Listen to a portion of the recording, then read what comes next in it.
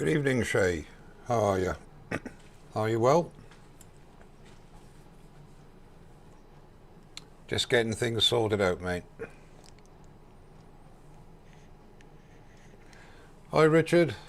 Good evening. I'll be with you in a minute. I started a bit earlier than planned just to make sure everything's working okay and that we haven't got any gremlins. You can see my ugly face in a second. I'm just sorting a few things out with the cameras. Is the sound okay?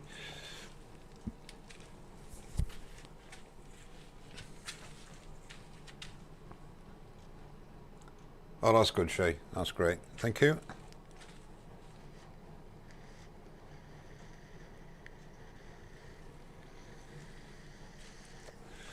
Hi, Gunter. Good evening. How are you? Hello from sunny NJ, USA. Hello, Woodworking 27 to 27. I can't remember your first name, I'm afraid. Good evening, Glenn. Oh, you made it, Glenn. Sound is good. That's great, Shay. Thank you. Thanks, Richard. Just a couple of little tweaks here and there, and I'll be with you, hopefully.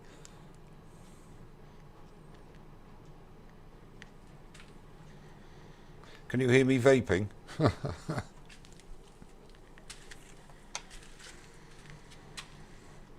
Evening, Paul. How are you?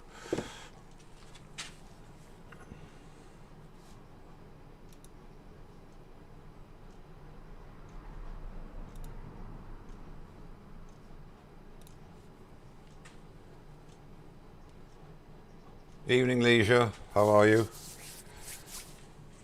Right, let's see. Ah, there you go. Hi, Les. Steve, Jeremiah, how are you? Yeah, I'm fine, thanks. I hope you're all well as well, you guys and ladies that have joined me.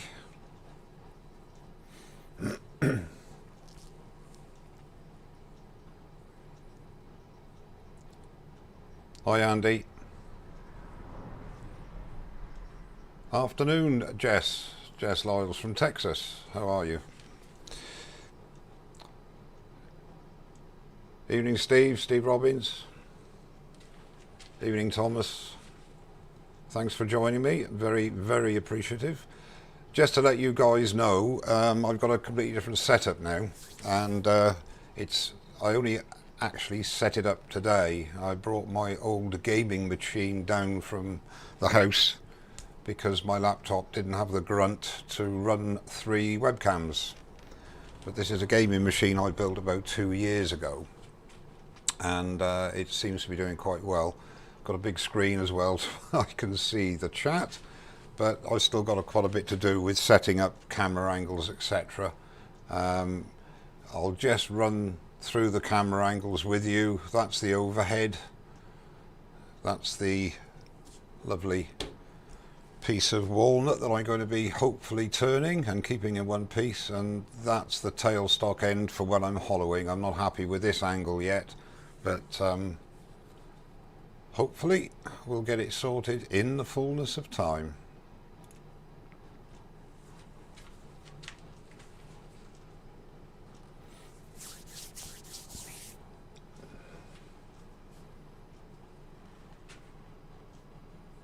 Andy McRae, good evening, how are you?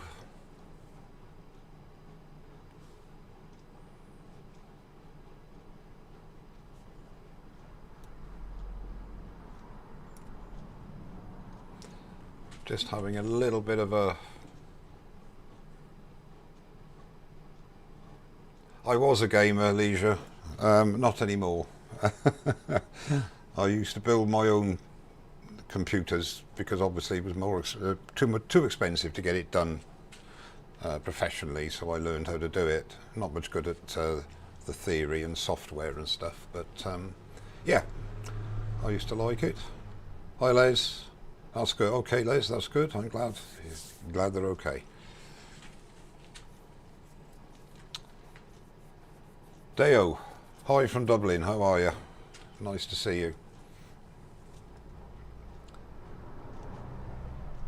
Oh, you're at work, Andy. I'm still. I got notification yesterday. I'm going to be on furlough for another 2 weeks now,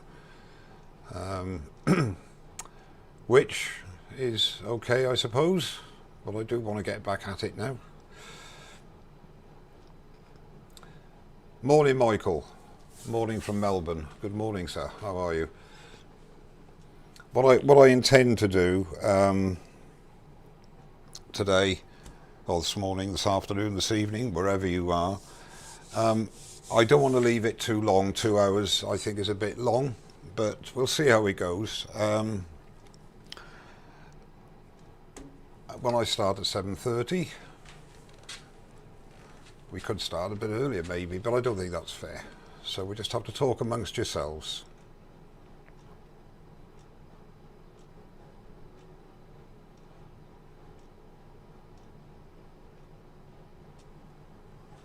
Mick Stratton, good evening, how are you?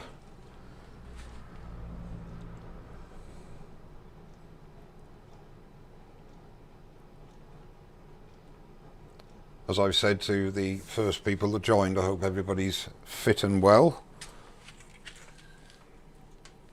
You'll see me looking on the floor occasionally because I've still got a wired lavalier mic because I've got to sort some things out. But hopefully now my cordless one or wireless one will work with the computer now. So it's like my first one really, because I'm not used to the setup. Any excuse. So possibly this one might well go flying. Hello Bram, how are you? Are you well?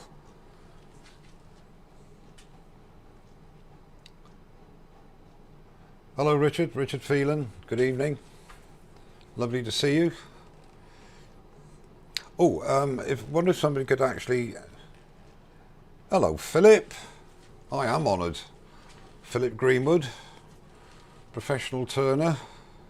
You need to get out more, Philip, if you're wasting your time looking at me.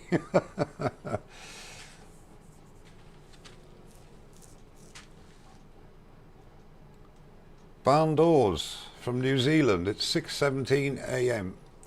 Well, all I can say is that I'm honoured that you're getting up this early to watch me.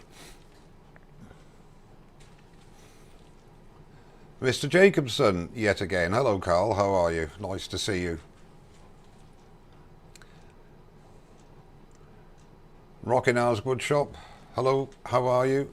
Good afternoon, good evening, or good morning, wherever you are.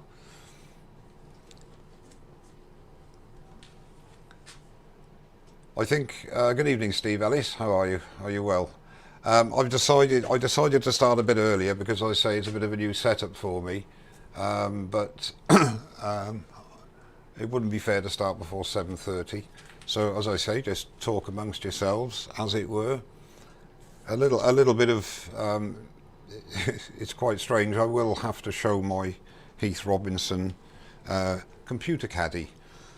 Maybe not tonight, but at a future date. Good evening, George. How are you? Simon Watson. Hello, Simon. How are you? Nice to see you. Billy Burt. Hello, Billy. Are you well? I can see the beards are here, Billy. I'm fine. I'm well, Carl. Thank you. Give my love to Robin. Oh, good. Thanks, John. Picture quality's okay. That's good. That was half the problem that I had with the laptop because the face on was from the laptop and that wasn't very good. So I've put another. I've got 3 webcams working now. Billy Burt, the Goblet King turning a goblet live. Well, the first one I did, Billy, about 2 weeks ago went flying. Last week I had loads of technical issues with sound and cutting, being cut off the stream. So hopefully this will go, I won't say without anything going wrong, but I've got to keep looking at this camera here because I keep looking at the other things, making sure everything's going okay.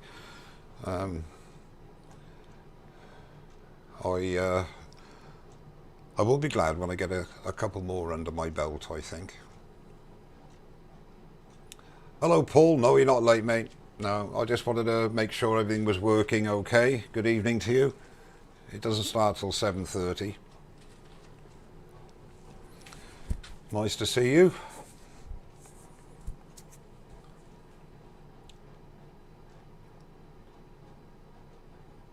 Oh, I can see Bram has started thread chasing. Well, I know he has actually, because I watched his video the other day. And that's something I wanted to get into. Sam Angelo is a great thread chaser. Watched a lot of his videos on thread chasing. Steve Robbins, this might be a stupid question. There's no such thing as a stupid question, Steve. But does the Pro Edge need booting down? Just planning my workshop for Monday. Booting down? Yes, it needs to be screwed to your bench top, Steve. But it has a very small footprint. It really has. Shay, watching your live streams, Mike, is better than Game of Thrones. You never know if the goblet is going to die. Nice one, Shay. Yeah. Game of Thrones, you never knew who was going to be in next week's episode because they used to kill them off like flies, didn't they?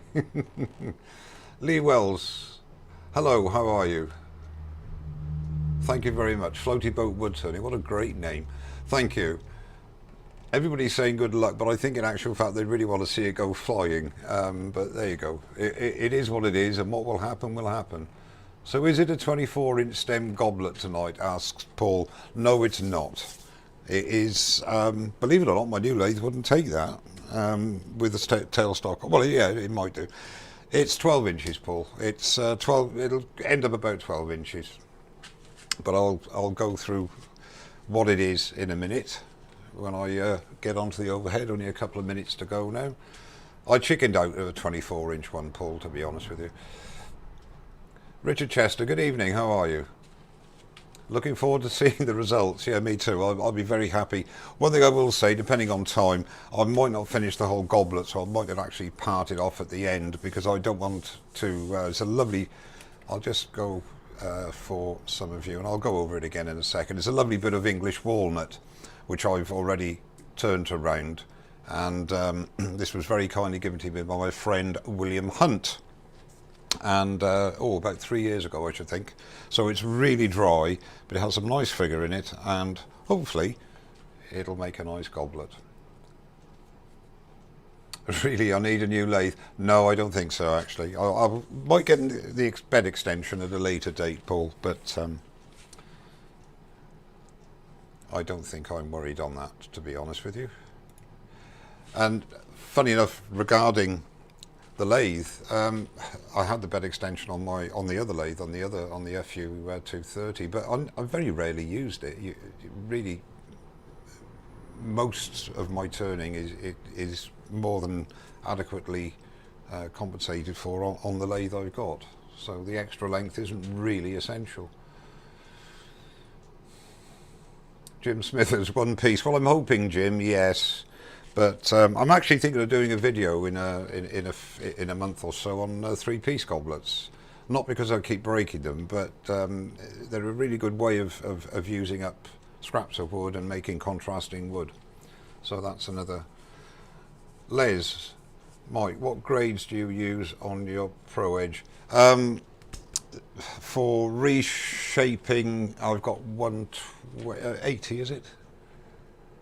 Hang on a minute, I can't remember now. 80, 60, that's right.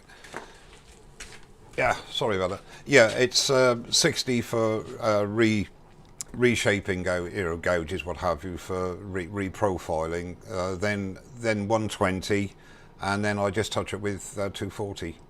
And I keep the 240 on there, and literally you just need a couple of passes. One pass if you do it correctly. Just to put an edge back on again.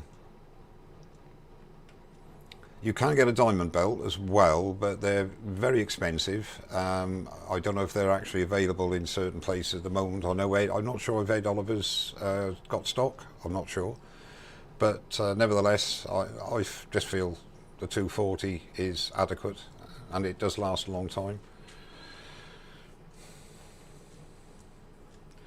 Michael McGowan, good day all. Brian Ousby.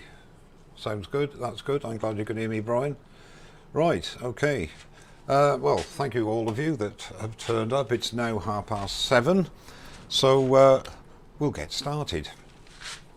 And hopefully the sound stays on. So I'll go to the overhead to begin with and just explain this is a piece of English walnut, and it is going to be about 12 inches there by the time I've parted off, and it's 3 inches in diameter. I've already rounded it and put a tenon on. I've got a square tenon. It's not a dovetail, because when I'm doing goblets of this nature, I really do like my serrated jaws, which have a straight profile. They're the Axminster medium gripper jaws, and they really do give a good hold. So that's what I've got on the lathe tonight. One point for the newer turner as well is when you're doing a compression, i.e. on a tenon, always go back every now and again just to check that everything is nice and tight. I've got a tiny bit of an extra turn there because what you're doing is compressing the fibres. So always keep going, not always, go back 2 or 3 times as you're turning to make sure it is nice and solid in your tenon is gripped well. Okay, so I've brought up tailstock support. What I normally do is to decide what areas I'm going to work on first. My advice always, and I've always done this because I was taught it by the turners that I was watching turning goblets when I started, you work a section at a time. So what I tend to do is do a rough idea of where I'm going to be turning the cup of the goblet, and then when I've got all that meat left there, then I'll do the hollowing. I'll get rid of the slow moving wood in the middle, and on this occasion I'm going to use a drill bit in a Jacob's chuck. There are several ways of doing it, and I might do a video on that in the future, a live one on the various ways of hollowing. But I'm going to be doing that, and then I'll be using a combination of a 1/2 inch spindle gouge and a negative rate scraper to finish off the inside. Then when that's done, I would normally sand and finish, and then bring up a tennis ball with the tailstock in for support, and then work down the stem. So that just gives you an idea of my thought process. So I've got here a 1/2 inch spindle gouge, which has been freshly sharpened. And one thing to note is always make sure when you're doing, you should always have sharp tools anyway, but especially with something like this, because you want to put very little pressure once you've removed your tailstock. So I'm starting the lathe up now, and I'll be turning at around 1500 revs to start with. I normally wear a respirator. I'll just be wearing a face shield, and I'm wondering if that's got to be too light. No, that's good. That gives me a bit of light. So I'm looking at about here to start the cup, and just nice, easy. I'm not even sure what design I'm going to be using at this stage.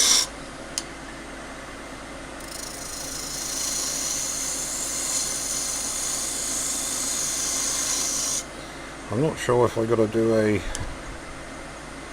don't know.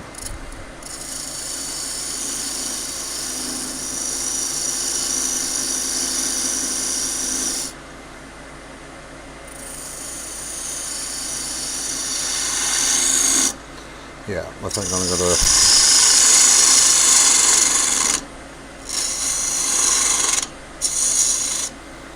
tool this down ever so slightly, raise it rather slightly.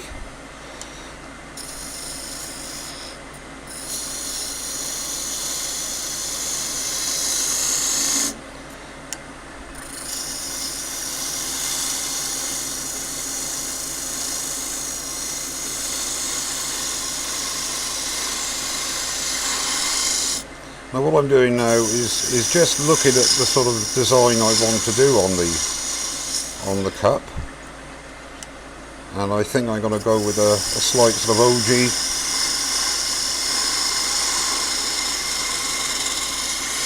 because I think with these it gives it a little bit of extra character.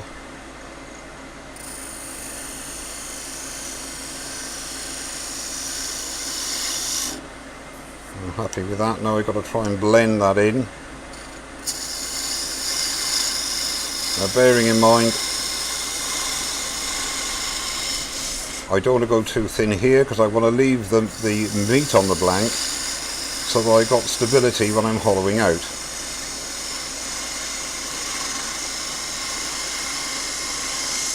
Or as much stability as I can get.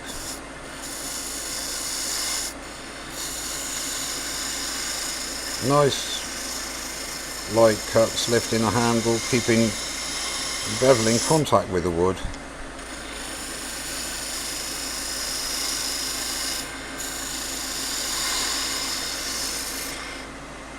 A little bump there.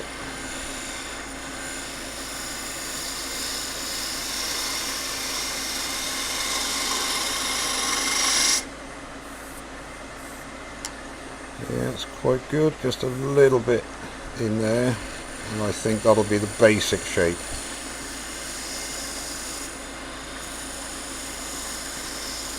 I just want it to come in a little bit more there. What you mustn't forget as well is, and there's no shame in it, it's a bit like playing golf, you know. Some days everything goes well and you're playing well, and other days it doesn't.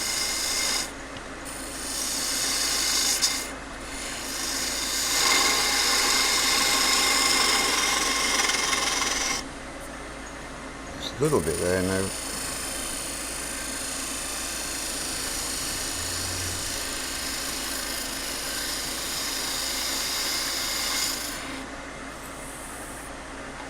Yep, I think that's about it.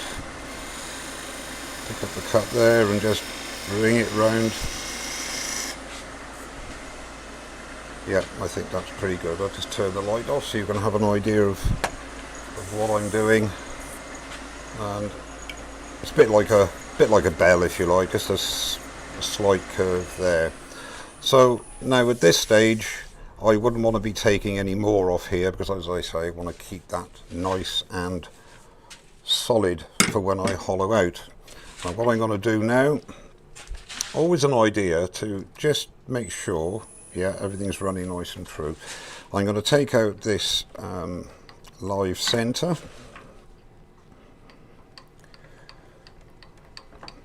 Can't see that, unfortunately. And I'm going to put in my Jacob's chuck, and I think it's about a, I don't know, 15mm drill bit in there. Now we haven't got a drawbar in here, I haven't got a thread on the back of it, so when you use a Jacob's chuck, I think it's a very safe way of drilling, but always make sure that it's well seated into the quill, and hold on to make sure it doesn't spin in the quill. You don't need a lot of revs for drilling. I go about anything between, it's about 700 revs, something like that. And I've already marked the depth I want to go to, and just nice easy cuts, withdrawing on a regular basis to clear out the swarf. Yes, I know it's not swarf for you metal workers. It is shavings, or they are shavings.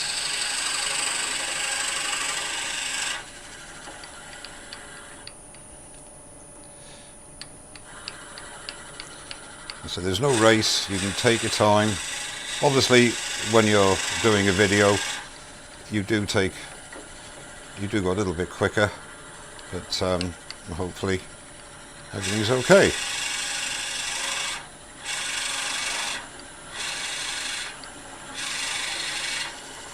Now all we're doing here, as I explained, is getting rid of the slow wood in the middle, like you would with a hollow form or anything. There you go. And redraw it. Turn off the lathe. Don't forget to remove this from the tailstock, because you don't want to be sticking yourself with that. And believe me, I've done that on several occasions. Now, again, excuses. The problem I have, I hopefully can get around it, yeah. With the computer platform or station I've got, I've got that's one good thing with the Simon Hope tools, you can make them shorter, which would be good. Just drop that down a little bit. Now, I was saying about having sharp tools, so what I'm going to do, I'm just going to give it a quick run. I don't think you'll be able to see me, not that you want to see me particularly, but I'm just going over, I'll just leave it there for a minute. I'm just going to go over to the Sorby Pro Edge and just give it a very quick touch up. I'm sure it didn't lose much of an edge, but then I always think it doesn't hurt.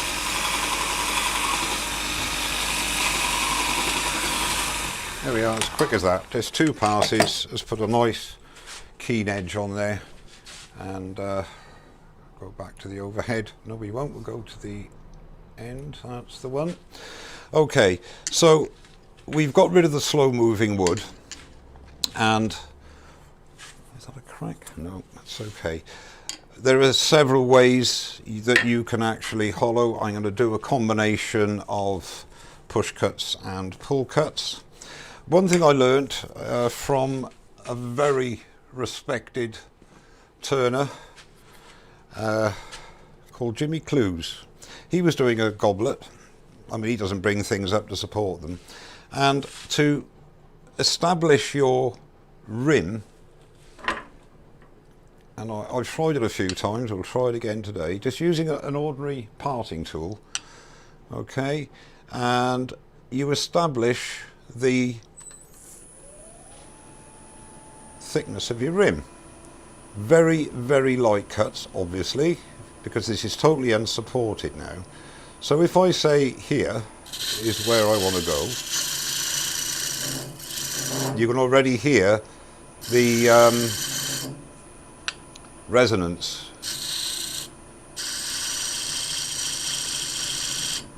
All this is doing is giving me a little bit of support for my bevel, and it's also giving me the width. Now I'm going to start from the middle and do push cuts in like you would a bowl, basically. So you rub the bevel and nice gentle cuts, not like that.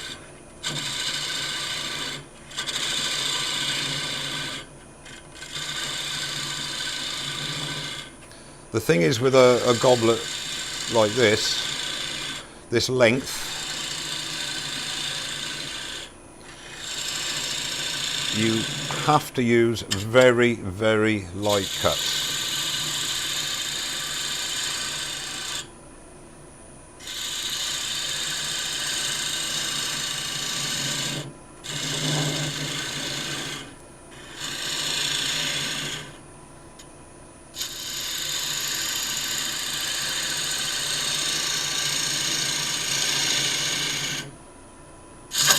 Now we've got a catch there, not a problem.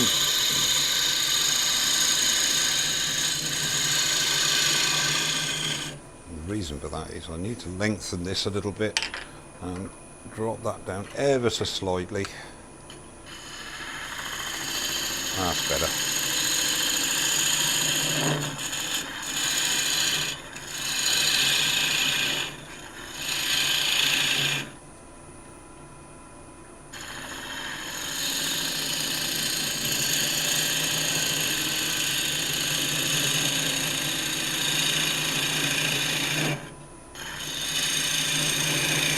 It's really quite strange because even though I know there is no rush, you still want to not make people too bored.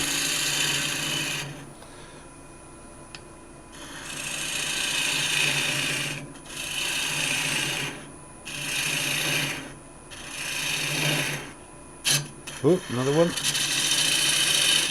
I'll tell you one thing, when you get a catch like that, it always gives you a little bit of a start, obviously, but if you're holding the tool correctly, he says, and not too white knuckle, the catches really don't cause a lot of problem. The main problem is when you're holding the tool very, very hard and firm, that you get a catch and all manner of things go wrong.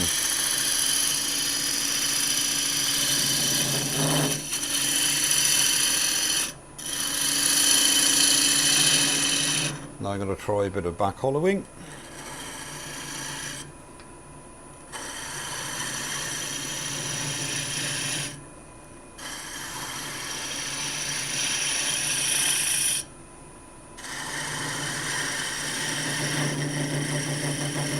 That noise there means that I'm not getting the proper cut and I'm putting too much pressure on it, taking too big a cut.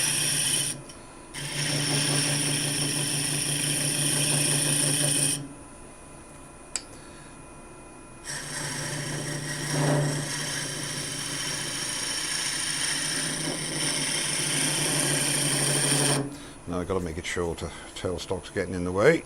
I could take the tailstock off, but I want to bring it back on, so I'm going to... that's better.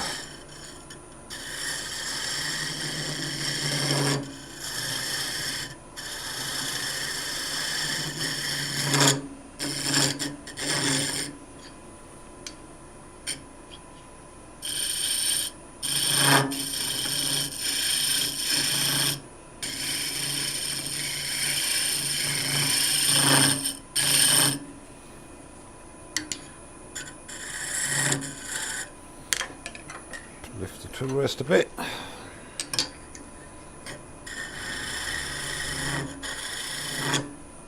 Put it down a bit. Doesn't want to play ball today.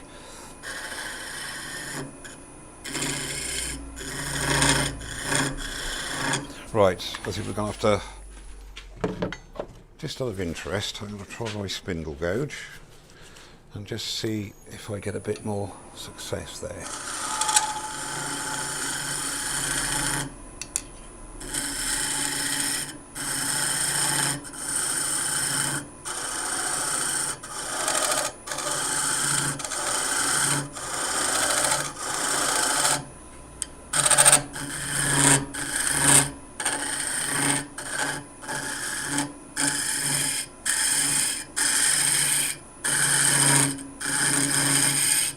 He's not playing at all, this one.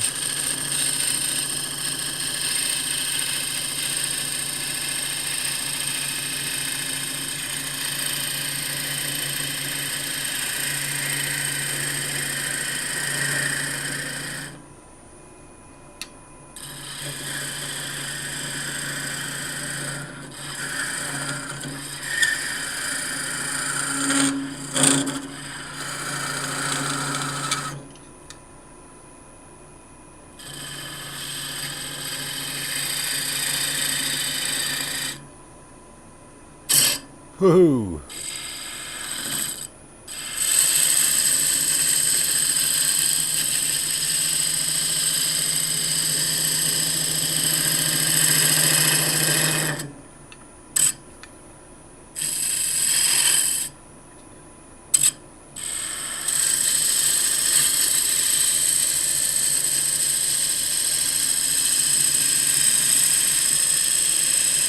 So you're getting nice shavings now, and the idea is to keep those shavings all the way down the cut.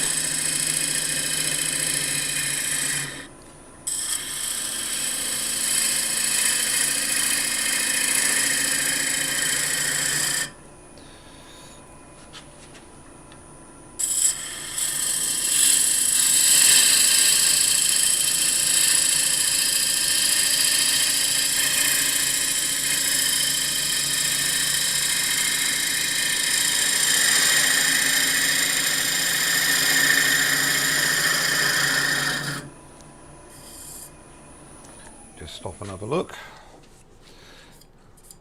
coming on. You can see where I caught it there on the end, but I'm not worried about that because all you have to do is just tidy up the end. Just tidy up the end.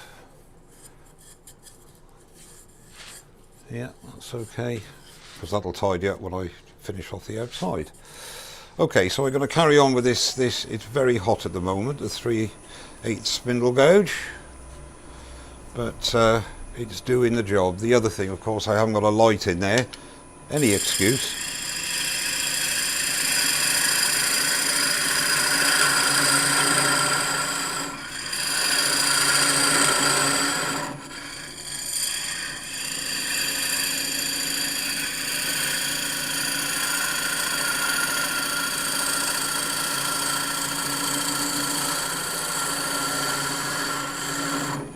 I don't know, it's because it's what I'm used to using.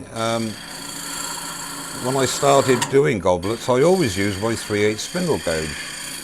And then somebody said, oh, you want to use a bowl gouge, 3/8 bowl gouge, because that's more...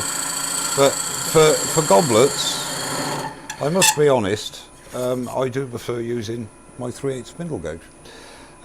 It's a personal preference. But when you get a little bit, when you start going a bit deeper, then obviously you're losing the stability.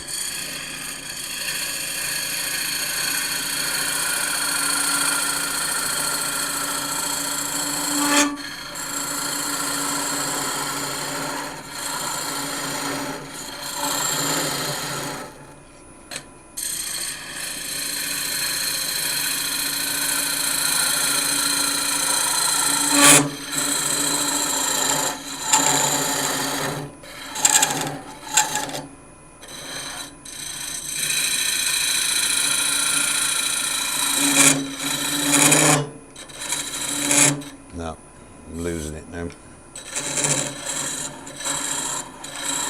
Keep going.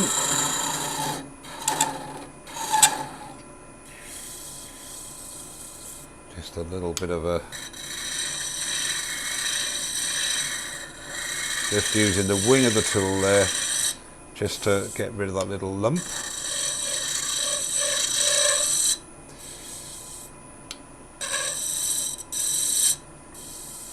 Yeah, just a little bit there as well. Just nice and easy cuts. And now back in. Now I'm nearly at the bottom, I can get my ½ inch and take that, which gives me that little bit more stability.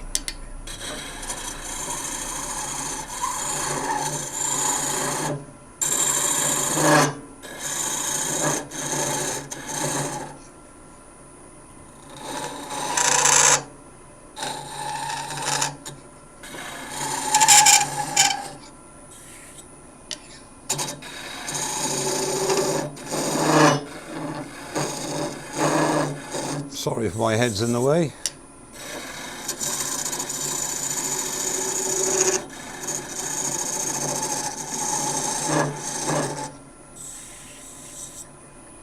There you go. How's that looking? Not too bad. Just got a little bit to go in the bottom there.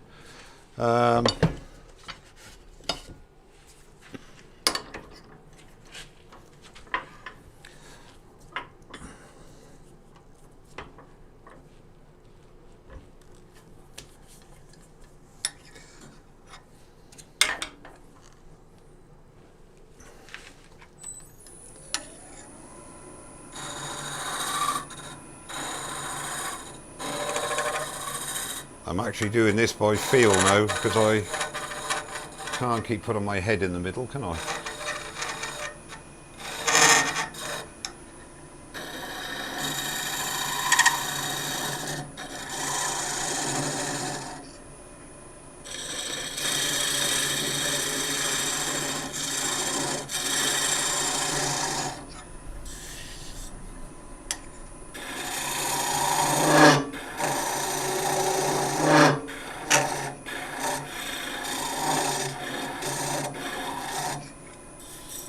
Nearly there.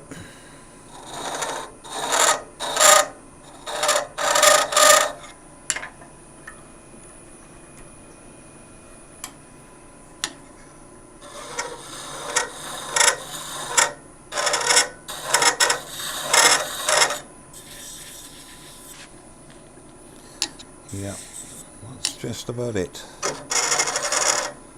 So we're now at the bottom of the hole. Sorry about the head getting in the way. Now what I like to use is a negative rake scraper, and this is my 35-35 grind. And all I do there, it's basically, I can't go right into the bottom there, but I can use the outside of the cup here. I can just do the inside rather. And all you do is nice light cut.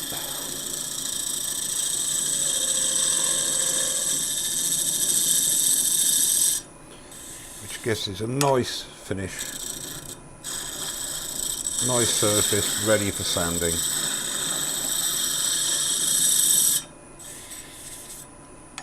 Now, be that is a little bit large to get to the very end. This again is one of my little favourites. It was a square end scraper, and I've made it a 35-35 negative rake with a radius, and I can get right to the bottom there of those, and that just smooths it off nicely, ready for sanding. Okay, so the outside of, the inside has been hollowed out now and completed. Now what I would do now is sand, which is what I'll do. I won't take it all the way up through the sanding. Normally I would use Yorkshire grit after a sanding sealer, but on this occasion, like with my other one, time is the factor really. Now I hope it's not too loud, but I'm obviously going to put my extractor on, so hopefully you can go with that.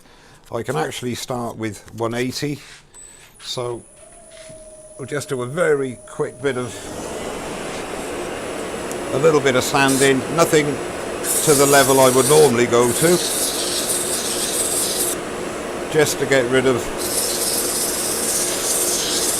some of the tool marks.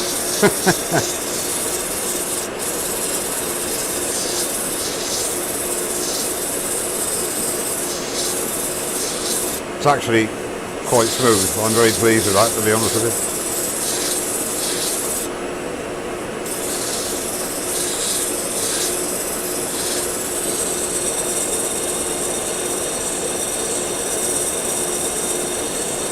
And you can use the, don't be afraid, you can use the sandpaper just to soften the edges on the inside there.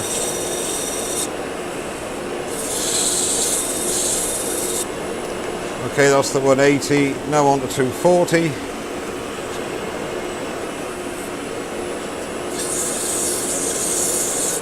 Most important thing is use the same pressure throughout the grits, as I'm sure you're aware.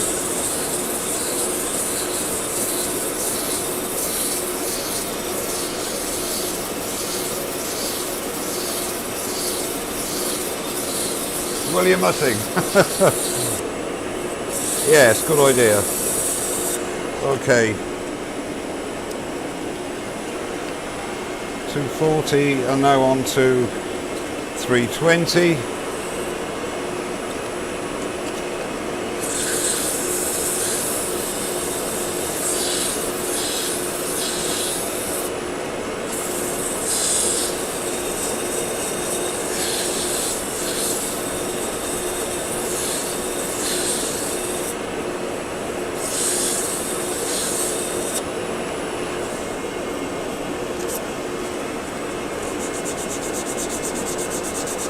Something I mentioned, funny enough, on my last. I'll turn this off just for now. On my last video, I always, if I got a radial mark or two, and I'm not going to be using Yorkshire grit, which is a great radial mark remover, providing they're not too deep, just go with the green, like you would on a pen. And there is absolutely no stigma in doing that. I watched a demo a few weeks ago with Cindy Droster, who is the high priestess of finials and fine turning, in my opinion, and I was really pleased to hear that she sometimes, for display pieces that may be going to a gallery, she might spend hours sanding to get that absolutely perfect. And I thought, that is brilliant, because I've always thought there's no problem in sanding. It's only kudos, isn't it? You know, so I didn't have to sand much because my tool presentation was perfect. That's fine, that's great. But some days are better than others. And if you want to end up refining your piece with the use of sandpaper, and if Ed Oliver's here, he'll say 60 grit, but I don't mean 60 grit. There's not a problem with it. Because especially if you're doing something delicate like a finial, it is really, if you just use 240, and I'm just putting 50-50 thinned sanding sealer on here, just to get some sort of a finish, to see the figure on this piece. Just rub it well in.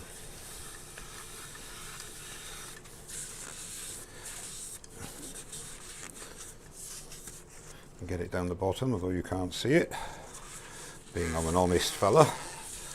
Okay, so we've got the sanding sealer on there, and just let that go off. And I might put another coat on there, I don't know. We'll see. So, at this juncture, before I bring up the tailstock and start working on the stem, are there any questions? Oliver's wood turning, me lathe are packed and on the carrier. Ooh. What lathe is that, Ed Oliver?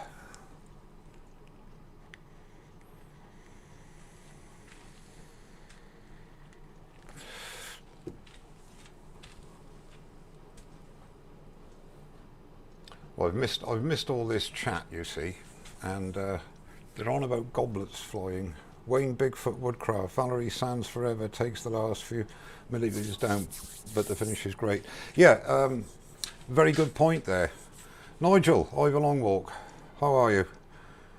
It's walnut. This is just for Nigel. I'll just give him an overhead.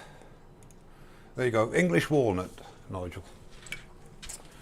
Kindly given to me by my good friend William Hunt. About 3 years ago at UKIS. How was, Mike Sullivan, how was your extraction hose attached to the big mouth hood and kept in place? I had a, that's from Chris Sullivan. Yeah, I didn't go for the pro stand because I had the entry level stand, if you like, for my other setup. So I had to do a little bit of jiggery pokery, if you like. And then once I'd got it to fit in nicely, then I just bound it with a heavy duty PVC tape and spring clips, hose clips, and it works fine, works very well indeed. Hamburger Woodworking, Tracy Maxfield. Tracy, what speed do you turn at when you were turning the cut part of the goblet? I was doing about 1600 revs. Basically because I sometimes go 2,000, 2,500 revs, depending how confident I am. But on a live turn, hi Ed, I didn't really want the chance of it smacking into my screen. No, I think 1,500 revs is adequate, as long as you take nice light cuts. And the thing is that with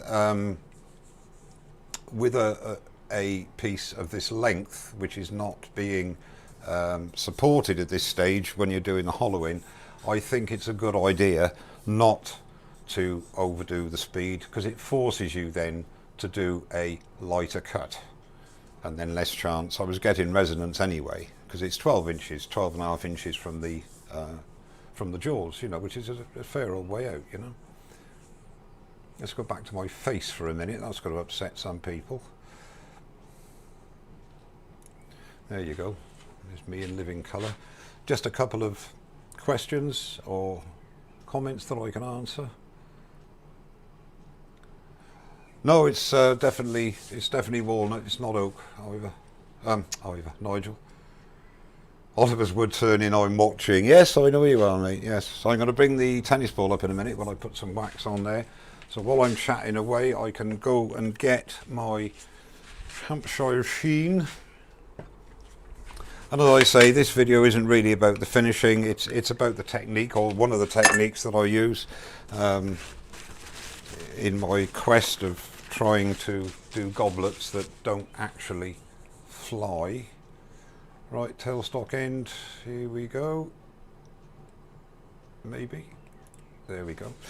Okay, so I'm now using Hampshire Sheen High Gloss, and maybe if I put the light on you can see a little better. I've got to sort these cameras out, but it will happen. I tend to put it on by hand in a goblet. Why, I don't know. It's just the method I like using. I think we've all got our own methods. There is nothing set in stone. Whatever you're comfortable with, whatever you're happy with. But don't be afraid to try out new techniques and see if they work. And if they don't, go back to your old technique. Just a little bit more on there. I'll give that a couple of minutes to go off, and then I'll give that a buff. And then we'll call the inside of the bowl of the goblet done, or the cup. Call that done on the inside.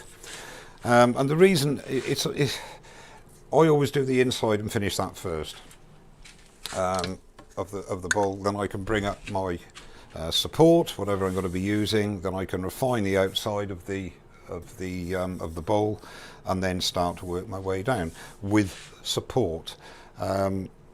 Jimmy Clues did one a bit longer than this on one of his demos a few years ago in the States, and he used absolutely nothing but his ability to make cuts that were absolutely stupendous, and he did it, you know, fine.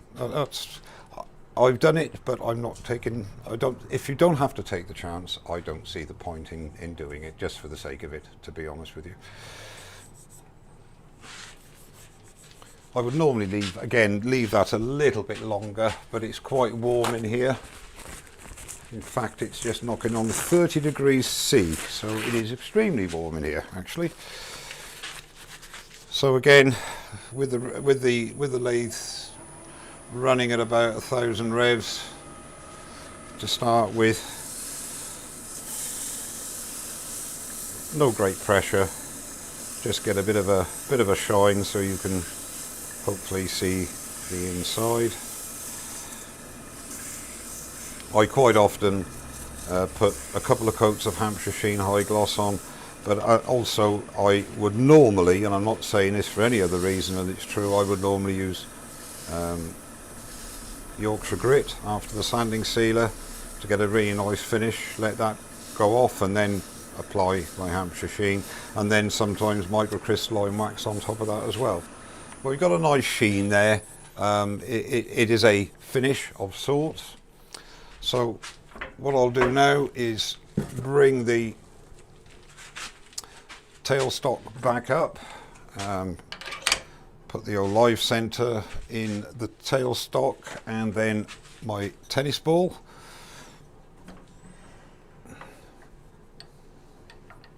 And just, you don't want massive pressure, just enough to just give it a little bit of support. And my advice is that once you've got that in there, don't start moving it around when it gets down here, because that's when you get it off center. And don't ask me how I know. Okay, I'll just have a quick change and see.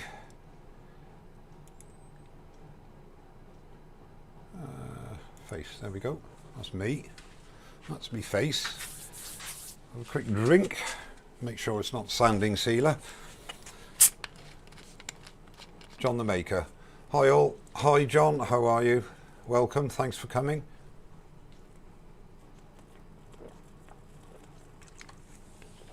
Frederick Day. Tried today to turn a 12-inch goblet using the cylinder jaws. Didn't work, just wouldn't stay on centre. Dovetail jaws worked better.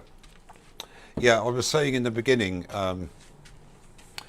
actually before you arrived, Frederick, my preferred jaws, or jaw set for doing, I don't know if you can see here, they're serrated, they're Axminster, there are other companies do them too.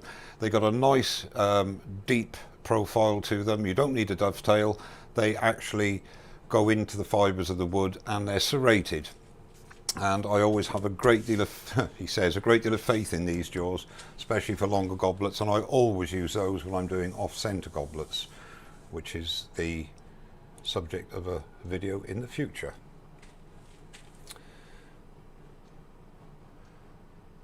"15 minutes and counting." What's that, Scott? What am I missing, mate? It's not Thursday, we're not clapping. I have to say, Mike, it's amazing that this is only your third stream. It feels really slick and polished. Well, that's very kind of you, Stuart. I appreciate that. That's very good of you. Thank you. Andy. Andy's Cornish Creations. How are you? Is that the time to get it finished? What, 15 minutes? Yeah, well, yeah, possibly. Matt, is it finished? Have I missed it, mate? No, I haven't started yet, Matt. No, I've hollowed out the middle bit. I've hollowed out the cup. That's all I've done. Ah, right. Sorry. Yes, the rocket. Beg your pardon. I caught that briefly, Scott Hampton, on the news, but I've been in the workshop trying to sort out all this video paraphernalia. So, how long's my quill, Mike? I don't think that's a very personal question, actually. I don't think I should answer you. It extends 6 inches, Mick. There you go. Hello, Kevin. How are you? Never apologise for being late, mate. Turning up is the main thing. It's nice to see you, Kevin. Thank you. You haven't missed anything and nothing's gone flying yet, so you're okay, mate. There's plenty of time for that to happen. But yeah,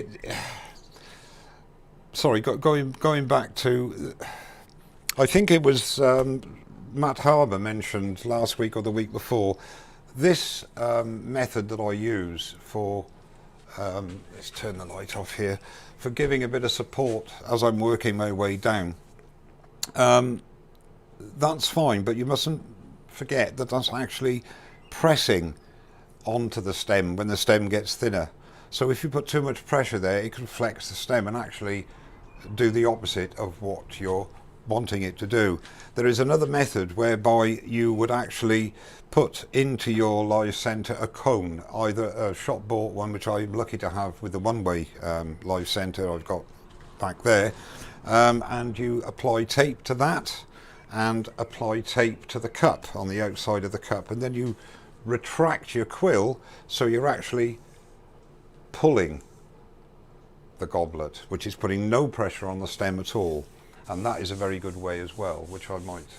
Jim Rob, hello, how are you, Jim? Are you well? I must say this, Jim Rob is a wonderful guy. He made these depth gauges for me, which you can see there, a few years ago, this one and a bigger one, and I use them all the time. In fact, I'll use it today to make sure that I know how far down my hole is in my goblet. There we are, Jim. I'm going to use them. Wonderful, wonderful. Put that down there and slide it down, lock it off, and my hole is going just to there. So, but it is tapering in there, so that's not too bad. I don't have to worry too much. So I know it's that ridge there. See, I'd never be able to do that if Jim hadn't given me those depth gauges. Thank you, Jim. Appreciate it.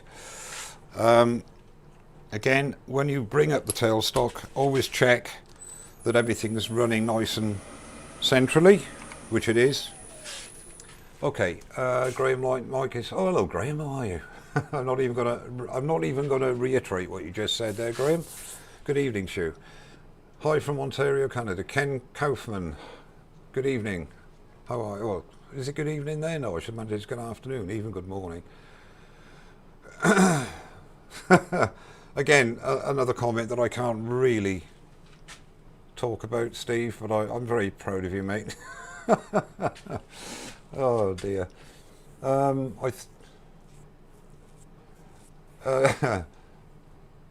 Yeah, Graham, well, I have met you a couple of times, mate, and I'm surprised it isn't. Okay, let's get on with this, shall we? Right, so the next Hang on a minute. What's going on here? Sort your life out, Walty. There we go. Okay, so the next thing to do is to finish the cup. Now I'm quite happy with how the cup is. I'm not going to do much cutting on this with a gouge. I'm going to be sanding it, but down here I'm just going to refine that little bump there, and for that I'll use my 1/2 inch spindle gouge, and again turning at about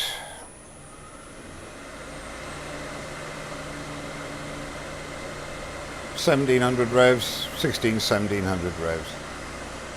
Now if I put that light on, is it too, yes, that's too bright. Okay, I'll work in the dark then. Let's put face shield on. I just want to get rid of this, it's a slight little bump there, that's all, nothing much.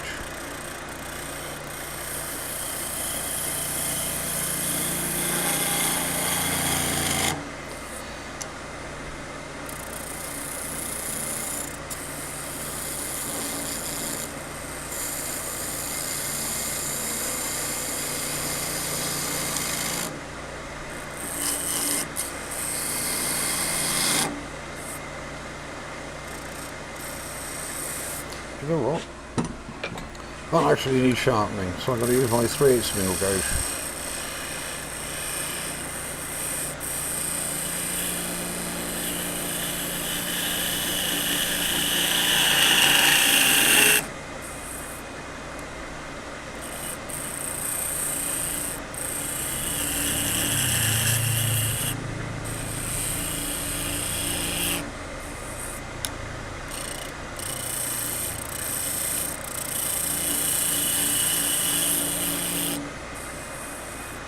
Yep, that's just about it. Now you take some wood away from here.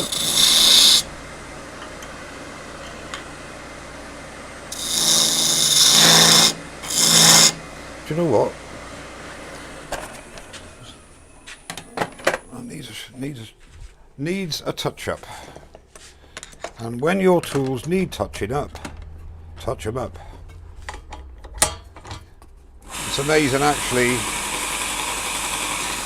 how much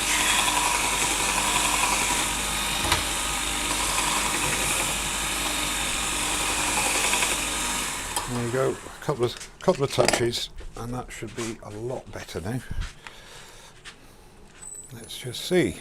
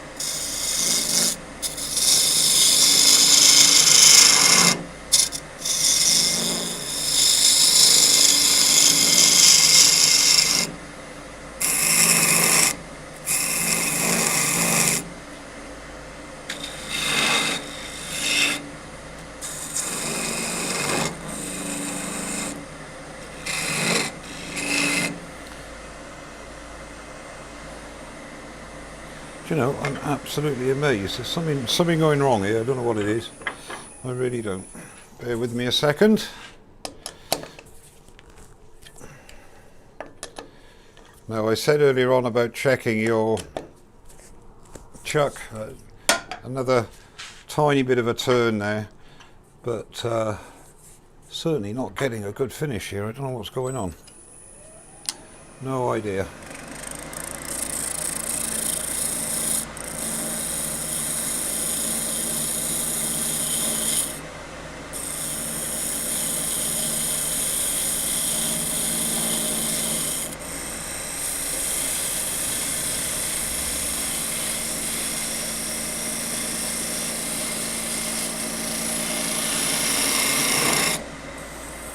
Better.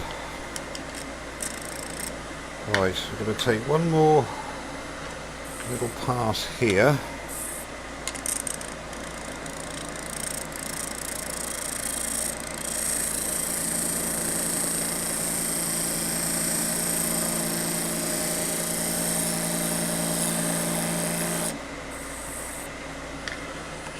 I'm getting resonance there, something rotten.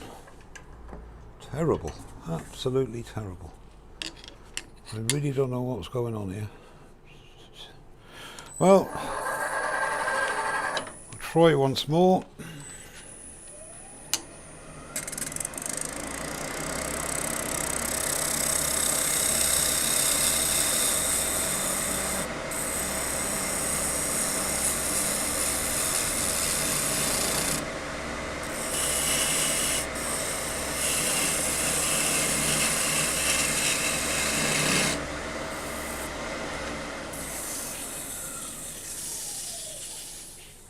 That's better, that's more like it.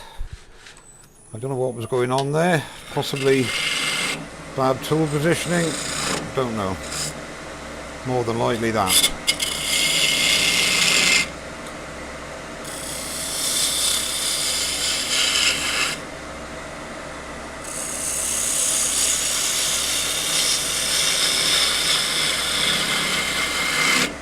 Now at this stage you want to be looking at what sort of detail you want, and I like to go in a bit here, but mind you, my tool control tonight, be lucky to do it. However, just go in a little bit thinner here.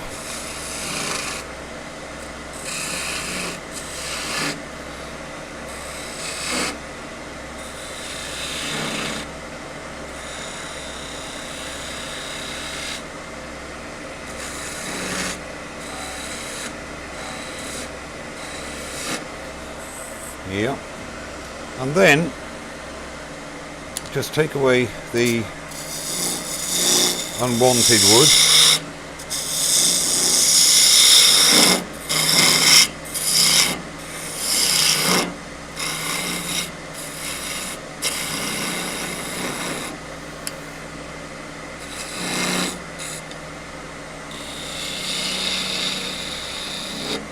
Now if I use my 3/8 spindle gouge on this and just very gently go in and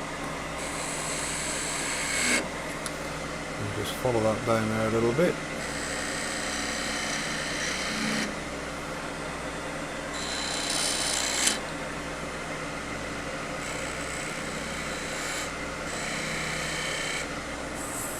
Yeah, that's fine.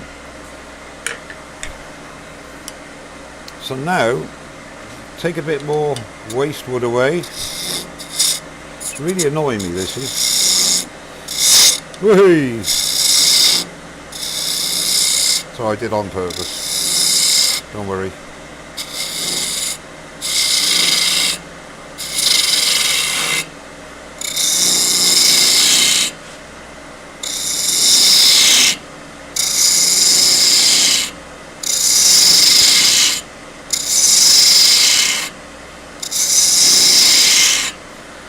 Okay, that's really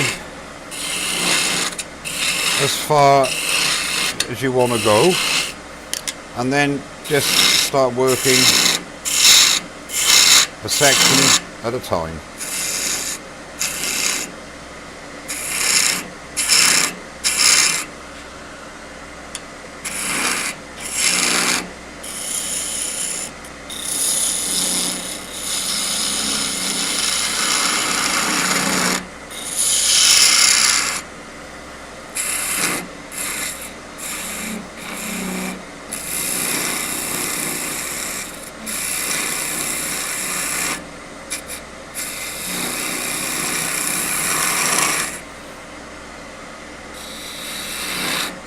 Now what I'm going to start doing now is coming down to the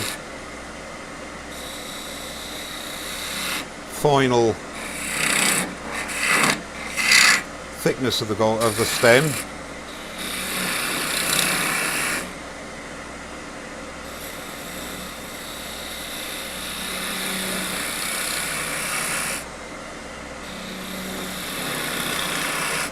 Sort of get a nice transition there. Go in and out like a cove, half a cove, call it what you will.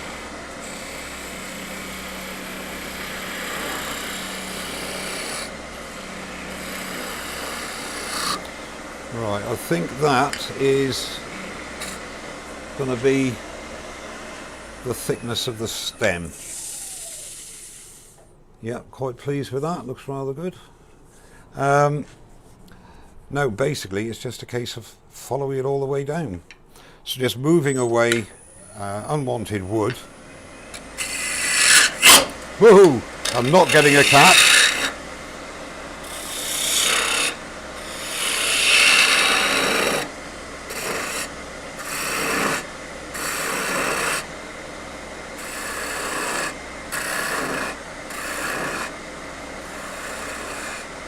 Just get the stem to approximately the diameter you're looking at.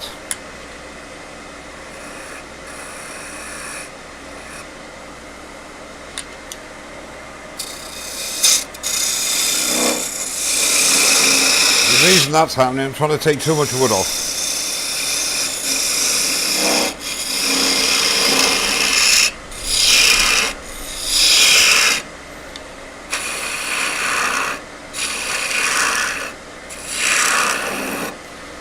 Just keep working your way down. And what I'll do in a minute is sand up, go a little bit further. See, right, start again. In at 90, get your bevel, and it still comes off. There you go.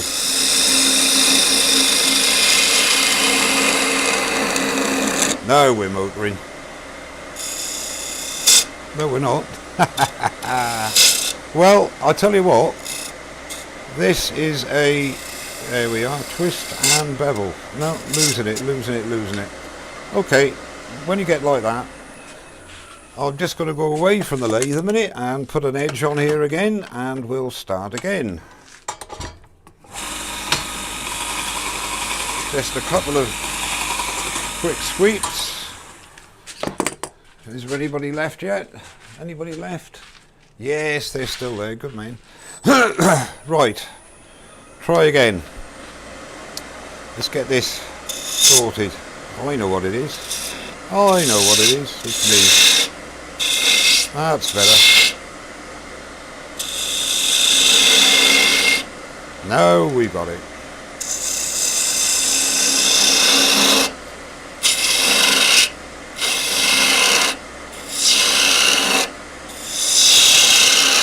That's better, thank you. All it was blunt.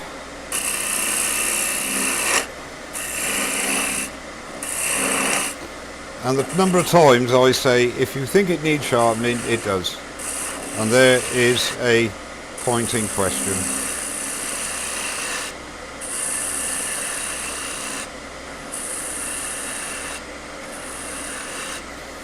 Okay, so let's just look at this for a minute.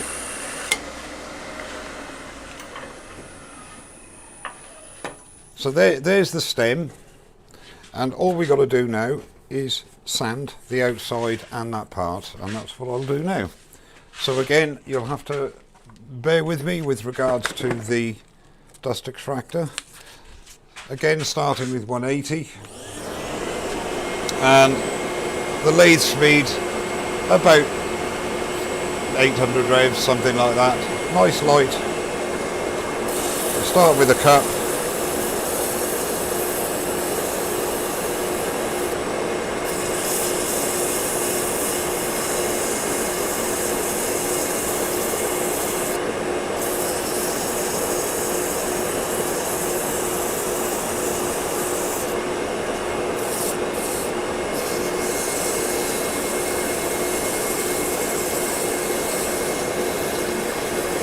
Get into the detail, into the corners there.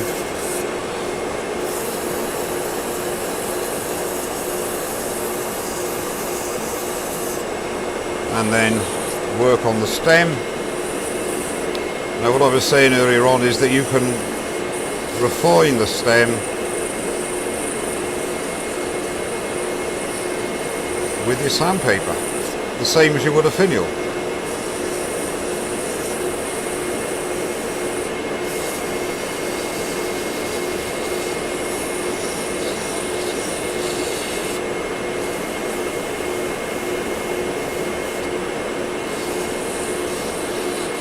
I'm not taking as much time as I normally would, obviously, and that's not an excuse, it's just a fact, because you'd all be going to sleep otherwise. You might be going to sleep now, actually.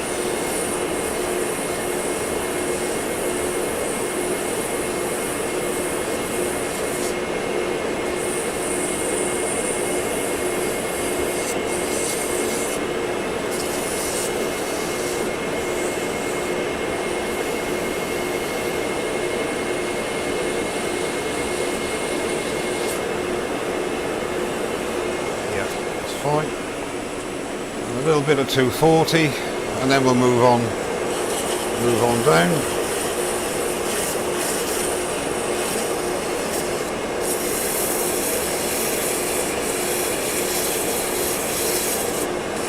You can see already we're starting to get a little bit of flex in there, which is not a problem.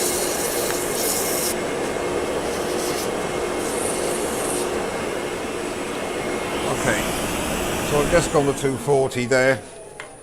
As I say, I'm not really worried about the finish on this. It's just the technique you shouldn't use. You do everything exactly the opposite of what I do, and you're doing it right. Okay. You'd be pleased to hear that, yeah, it's gone to 31 degrees in here now. So, pretty warm. Okay, so that part is essentially done. I'll put sealer on it later on, but all we want to do now is just keep moving the wood. Again, up to 1500 revs. No, a bit more. That's better.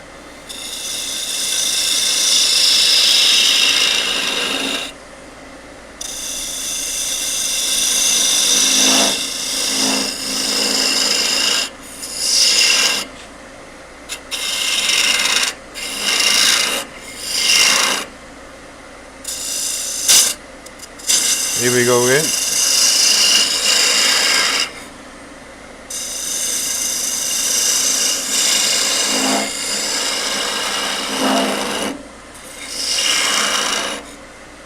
It's really funny that some days it goes really well, you know, when you're turning, and other days it doesn't. Okay, so we're going to cheat now. We're going to do it this way.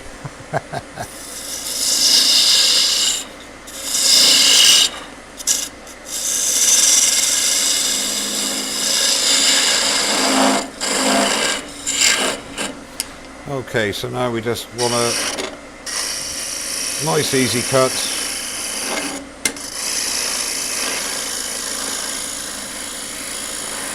Back towards the headstock where you've got your support.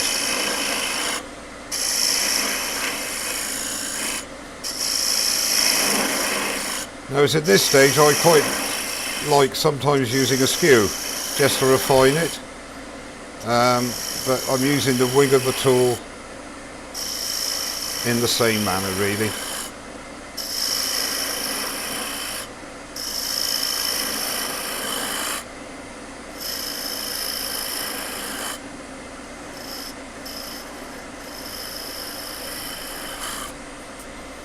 A little bit of a bulge there. I can already feel it starting to flex a bit.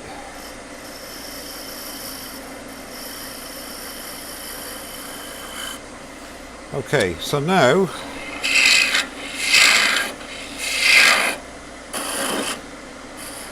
what we do now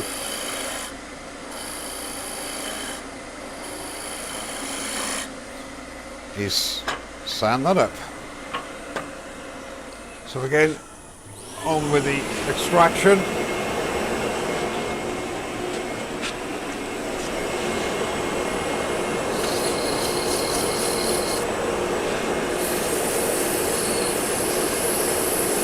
just blend in. Now it doesn't matter if you go over the area that you've already sanded, providing you go back to the grit. So in other words, up to 320 right along the stem.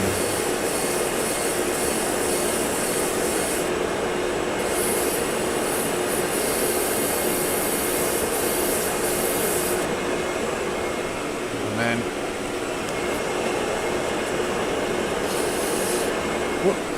320. So only down to 320, whereas normally now I'd use Yorkshire grit. And then my wax. Okay, so we've gone that far. And if I'm not happy with the stem, you shouldn't really, but if I want to make it a little bit narrower as I go down, I can. I think at this stage we'll just do a little bit more sanding on that cup and then put some sanding sealer on. That might be an idea.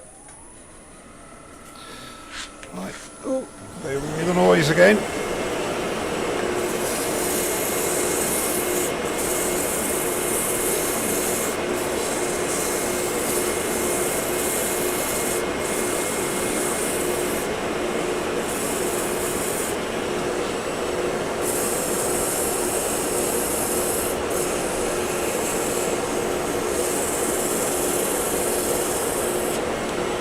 And again, just a little bit with the grain.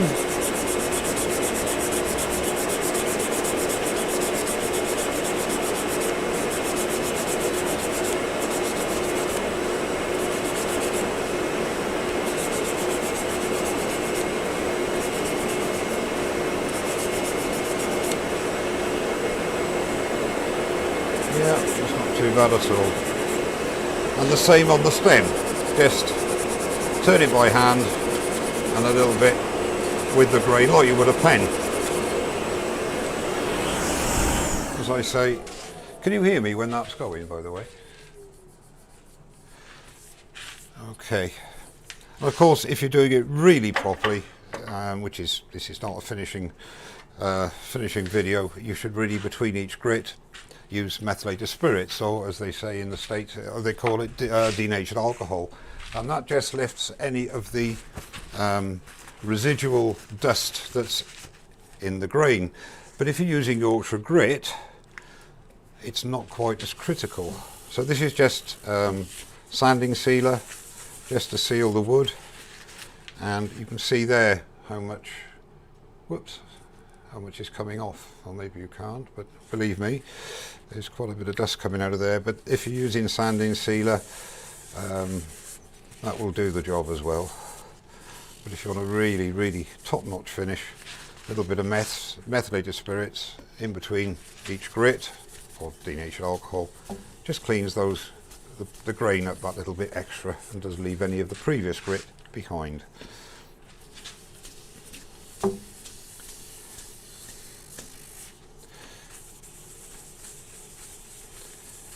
It's got some lovely figure, this walnut.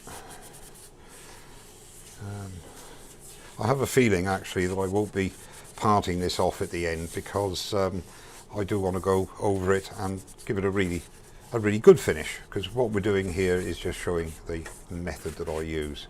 Now already you can see that the cup, if I hold that, is flexing, so just remove and put a bit more, just a slight bit of pressure on. But you see how much that's gone now, you see? So let it off and put it in again. Little bit of pressure. That's better. I've got it centre. Yep, that's good. Okay, so we'll let the sanding sealer just go off a minute. Have a quick drink.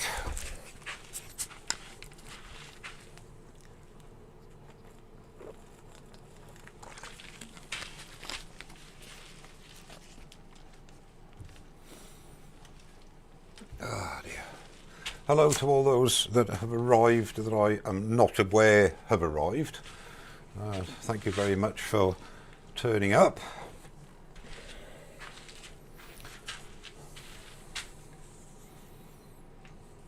Evening, James Pritchard. How are you, my friend? How are you? Well,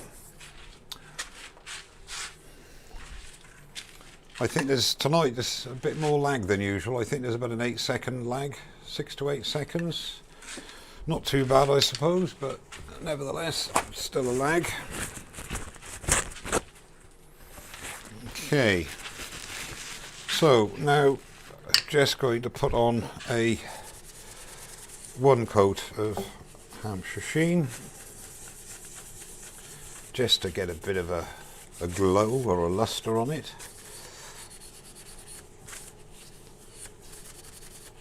I don't normally put a finish on until I'm at the bottom. I put the sanding sealer and everything, but just in case it flies off, you know, it's nice to see how it looks. Right, let's have a bit of FaceTime, shall we? For a minute while the wax is going off. How are we doing for time? Oh, only an hour and a bit. It's not too bad. Right, Billy Burt, this boys and girls is why Mike is the Goblet King. No, I'm not the Goblet King, Billy. I was watching a professional turner goblet last week, Paul Hannaby. Now there's a man who's a turner. He doesn't play it like me, but yeah, I say he uses the same methods as me. I use very similar methods to him because I watched pro turners in the very beginning and picked up their good or bad habits, call it what you will, but it's basically a very sound method what I'm doing here, but it is it's not the only way. You know, there are loads of different ways of doing the same thing. It's what you feel happy with. I presume T is there. Miss T, good evening. I didn't see you. Michael Lusk. Hello, Michael. How are you? Nice to see you again. Thanks very much for coming. Scott Hampton. Mike, go easy with the original Hampshire Sheen. Martin isn't making anymore. This is not the original. This is the high gloss. It only looks like original because of my very poor. Oh, Jamie, good evening and thank you very much, sir. You're a star. That's very kind of you. No commentary goblets this time. Not yet. Not yet. Got a bit of a problem with the tool control, but thanks for that, Jamie. I really appreciate it. I will say one thing at this juncture, and then I'll carry on.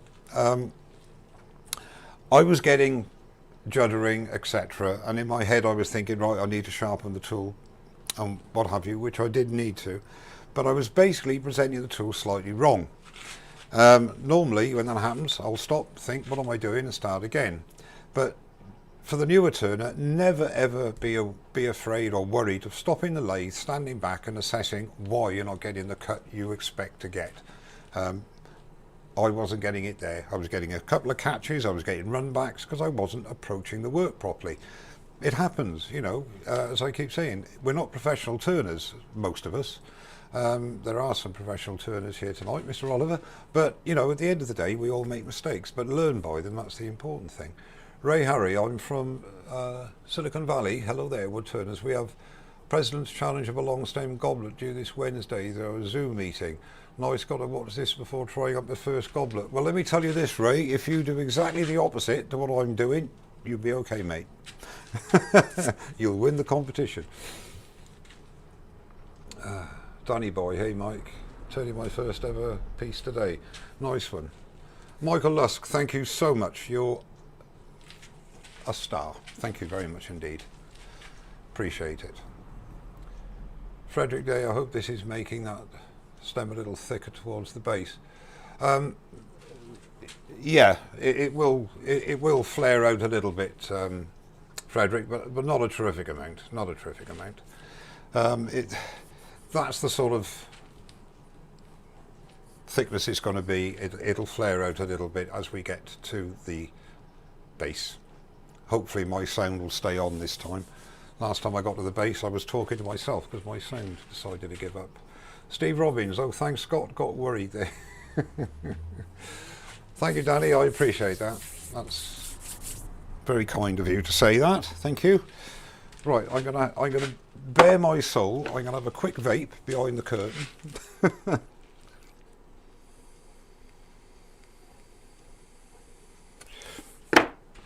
That's better. And we'll carry on. Okay. Thank you, Tom Bullock. Appreciate it. Thank you, sir. Right, you'll get rid of my ugly face now, and we'll go overhead yet again. One of the other methods that I like, as I said earlier on, is using the skew chisel to go, not because I'm that adept with the skew chisel, but it actually does leave a very good finish, obviously. So I'll do that on the next section when I get down to stem diameter. Again, using the 1/2 inch spindle gouge. Now you can see there, look, there's a bit of flexing there, so it's perfect here, but the cup is flexing a bit. Okay, so again, just in to get rid of wood, turn the revs up a little bit, that's better, 1500 revs, and literally just, here we are, look, see, it's happening again.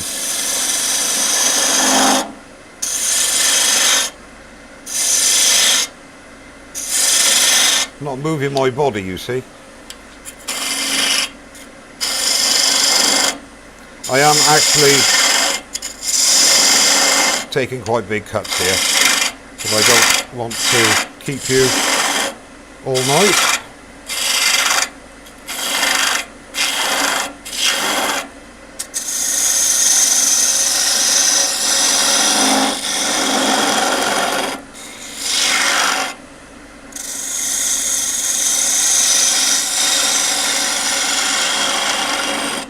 Now that is about enough, and then carry through. Now is the opportunity, just that little section there, show you how I use the skew to do that. I just raise the rest ever so slightly, make sure it's not fouling anywhere, and bring your fingers underneath and to support.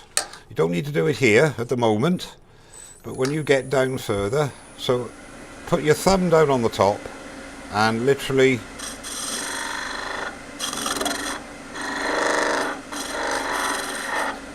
just go down.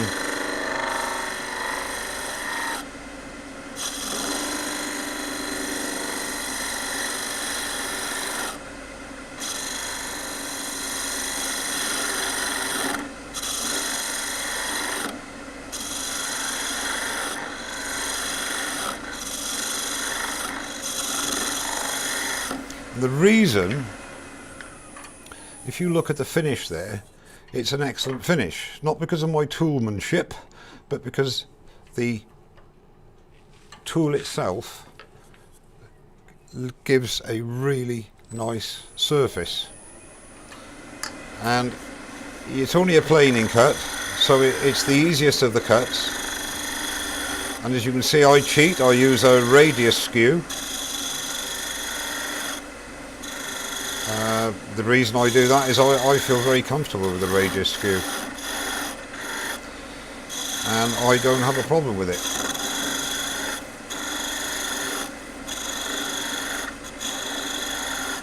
Even use the point.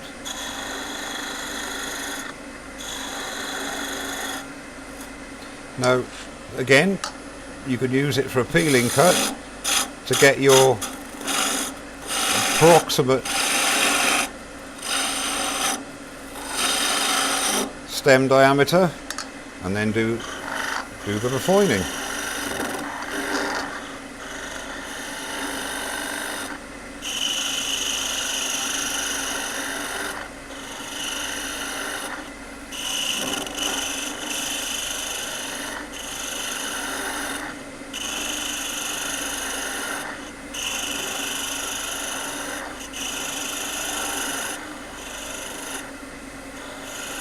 It might take a little longer to get to the diameter than with the spindle gouge, but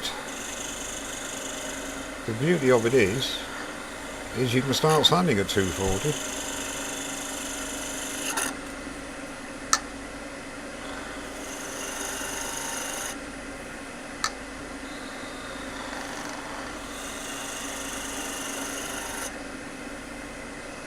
If you look at that, that's where it's sanded up to about there. It's very difficult with these cameras, but believe me, it's a very smooth finish. Even with me at the helm of a skew chisel.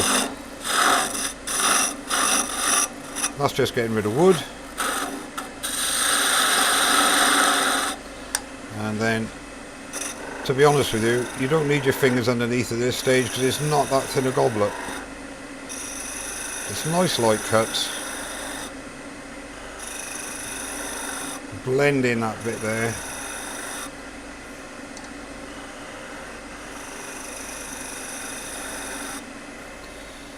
And that's pretty good. And you can see actually the difference there, look, where I've actually got a finish on it, and that is smooth as a baby's bum. It really is. Okay, so take a bit more wood, and that, unfortunately, well, I say unfortunately, that's basically what this is all about. I mean, you're just going down, following the stem down, and it's a little bit of sharpening, I think. Again, I make no apologies for sharpening on a regular basis. This is old. This is very dry walnut, and if I haven't got a really nice keen edge, that's all you need. A couple of passes on the Sorby Pro edge and you've got a lovely keen edge again. And if, as I've said before, at the risk of sounding boring, if you think you need to sharpen your tools, stop the lathe and sharpen your tools, because if you think you do, you do.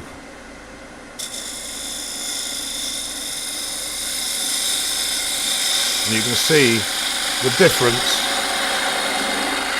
in the cuts.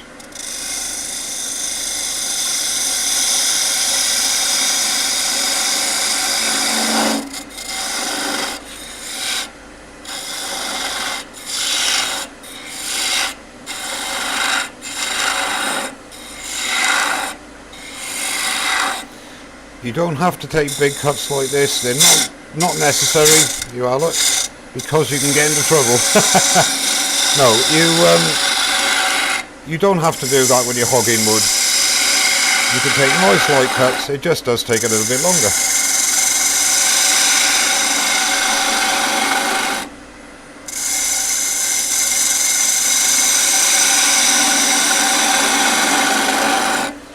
And again, what I'll do here is use the wing of the tool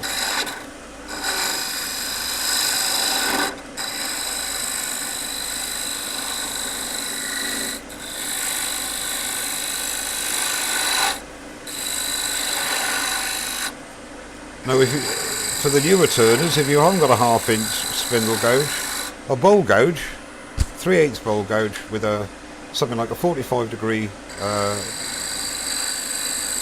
bevel will do just fine. The only drawback with that is when you want to get to finer detail, which I'm not doing on this one. This is just turning the goblet and not going into all the different things like captive rings and fillets and everything else. It does sometimes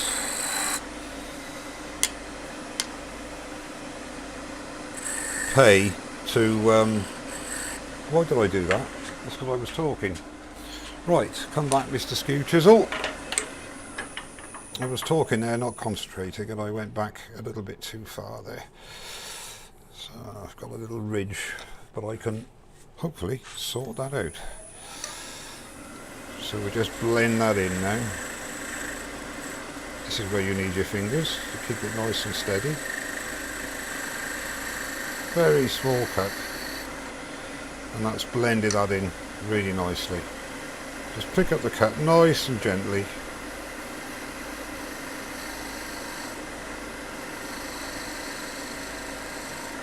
Taking very little wood away there, but just blending in that little step that I created. There's a little bulge there.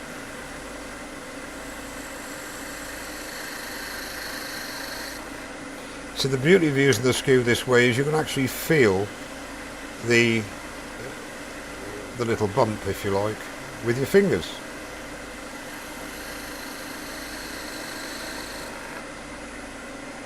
Yeah, that's good. Happy with that. So take a bit more. See, it is starting to taper out a bit there. Now at this stage, a little bit of sanding. So again, start with 180. And sorry about this, but the old extractor.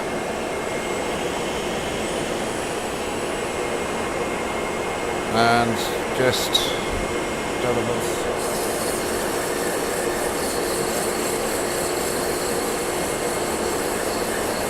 Now this is what I call feathering, where we've already sanded there. Now this is 180. Just go with the grain a bit.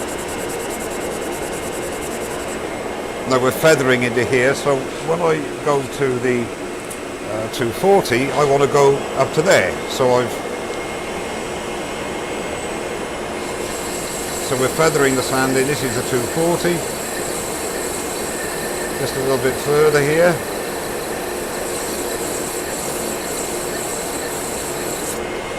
Stop the lathe and just go with the grain a bit.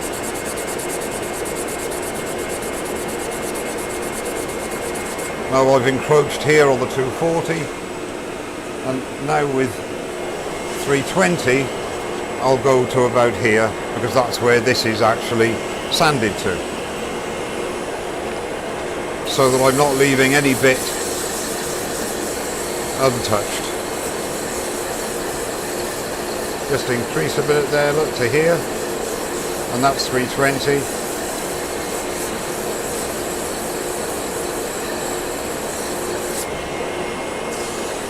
Just go with the grain.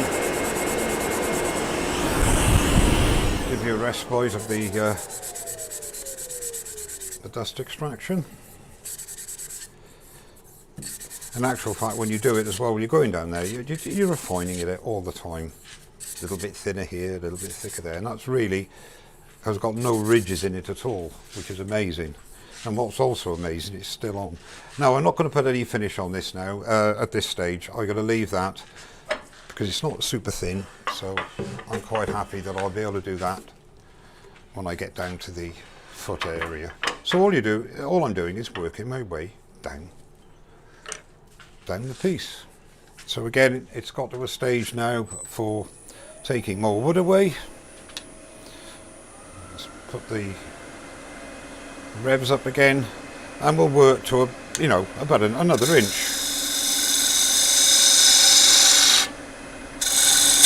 See, gone again, lost it. There we go.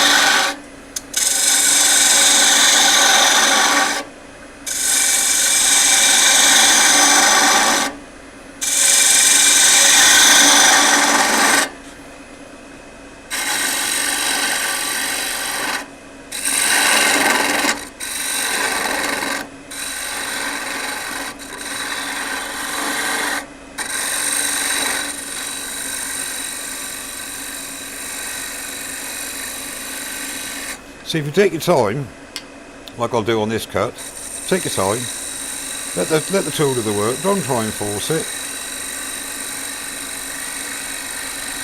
You get a nice cut. It's a case of, I think Paul Hannaby said this on his, it's a case of do as I say, not as I do.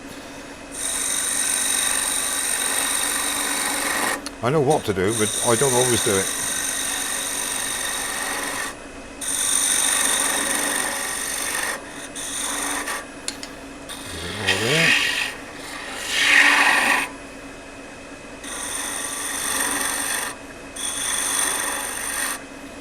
Now this is where,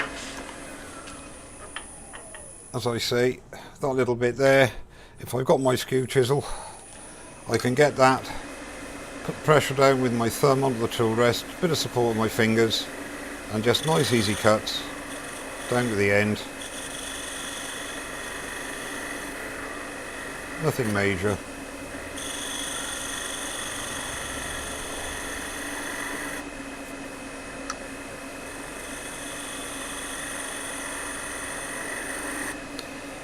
And a really, really smooth surface. Amazing. Okay, just keep working your way down.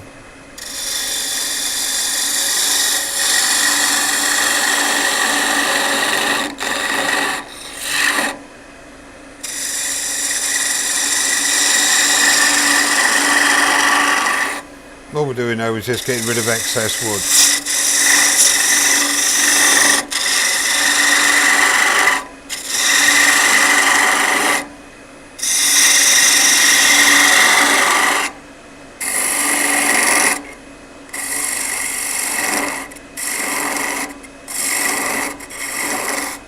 Now I think at this stage, when I get to there,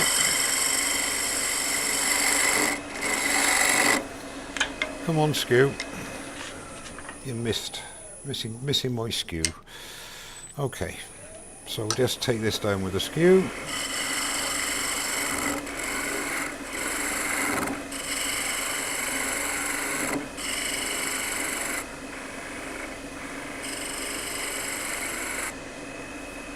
Absolutely no transition at all.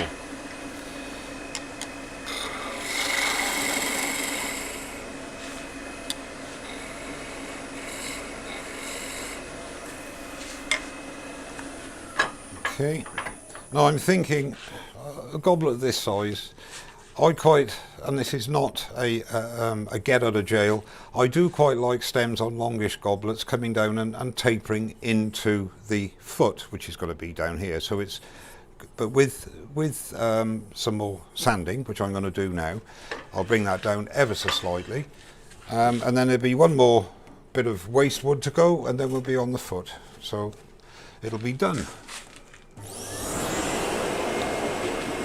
So again, 180, again, just go down to there and go a little bit further.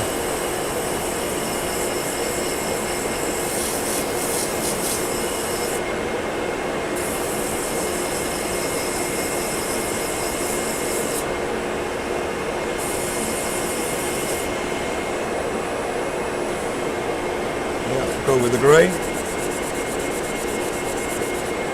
240.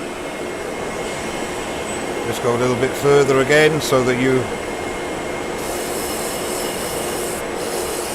no pressure, just let the sandpaper do the work, and the most important thing is the same even pressure on all the grits. Bearing in mind, as I say, I would normally go to a minimum of 400 or use Yorkshire grit. And then 320.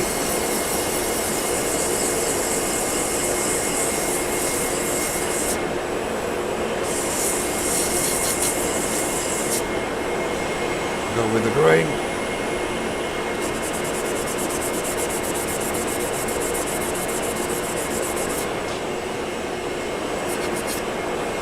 Right, now at this stage we come to the decision making time. Let's get rid of that. It's decision making time now with regards to the shape of the foot.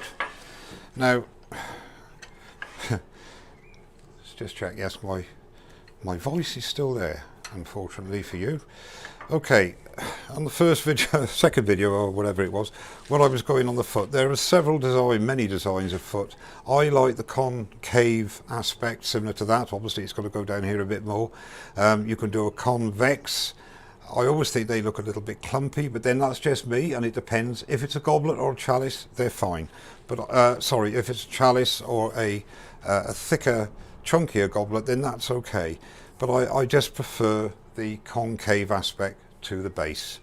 It's a personal choice. At the end of the day, you're turning it, it's up to you. So the other dimension that I personally think is important is the diameter of the base compared to the diameter of the cup at its widest part. It's either, in my view, got to be virtually the same or maybe slightly less. If it's too small in comparison to the cup, it's top heavy, and if it's too big, it looks clumpy and it looks bottom heavy, as for that way. So a nice mix is about the same diameter as the cup at the top, or maybe just a tiny bit less, and you get away with it that way.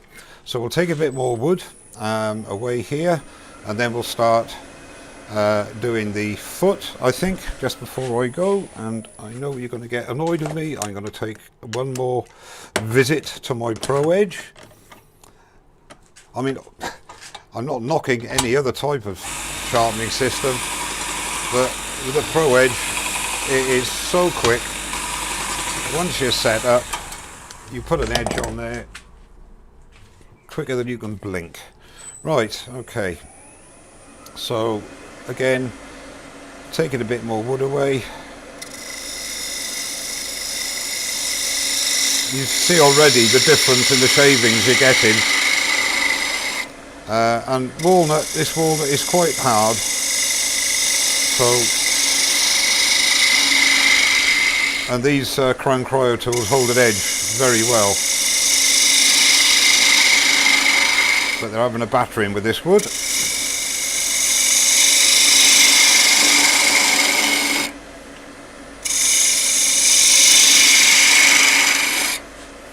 Okay, so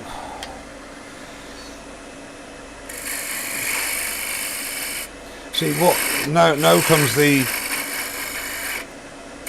point where you have to say, right, am I going to have any detail? Am I just going to have it running straight into the stem? I personally don't know yet.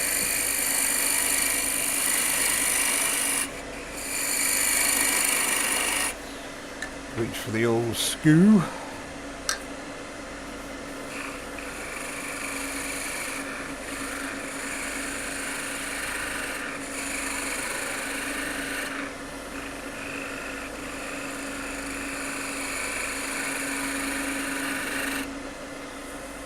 Yeah, that's quite good.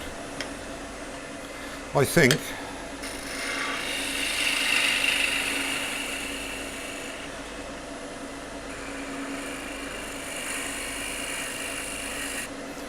now sometimes I do have like a little collar.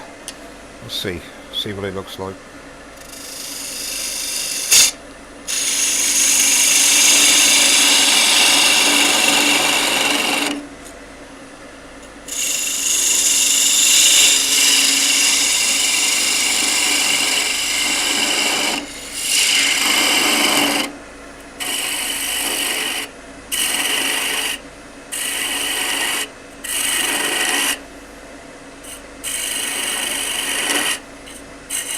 Now by a little collar, I mean if we run up to there and just like a half a bead,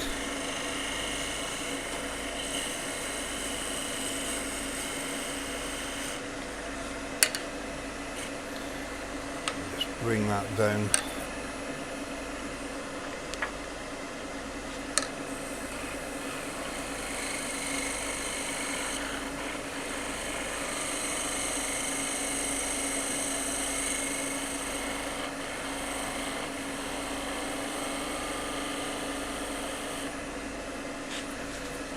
A little bit more.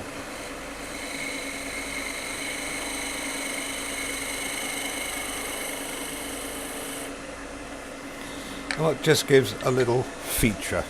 Now, whether you like it or not, I don't know. It's personal taste. Just gives a little bit of detail. Excuse me.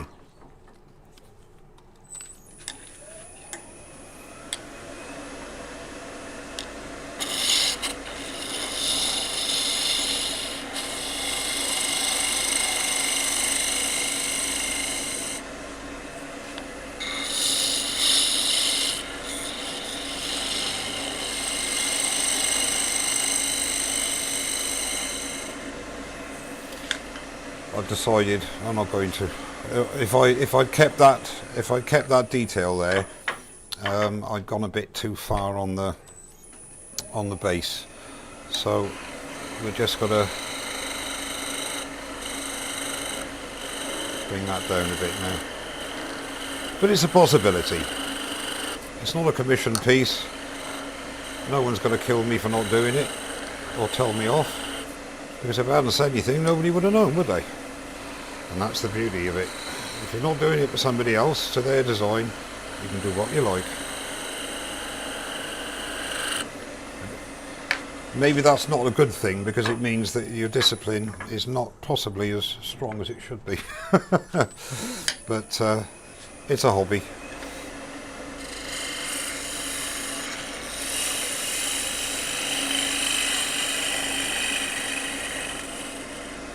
Just want to blend that into there. Nice, smooth. Yeah, that'll do. One more cut, as they say.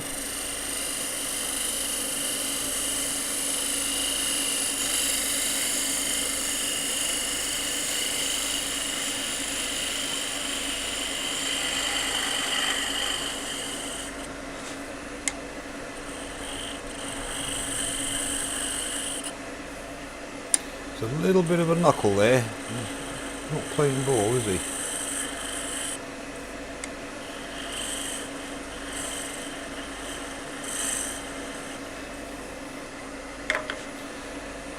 Why does it always happen when there's people watching? I'll tell you why it happens when there's nobody watching.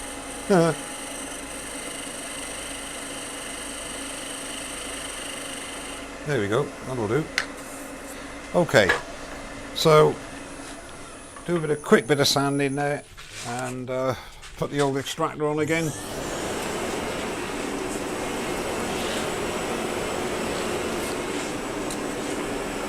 Ah, see, I'm putting the 180 in the 240.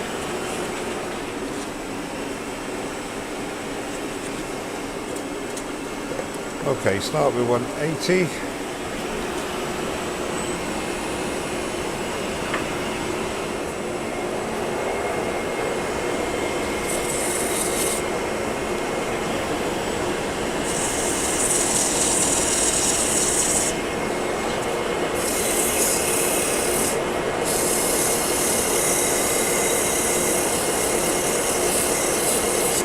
Now here's a point, is that I can do the final bit of blending with my 180.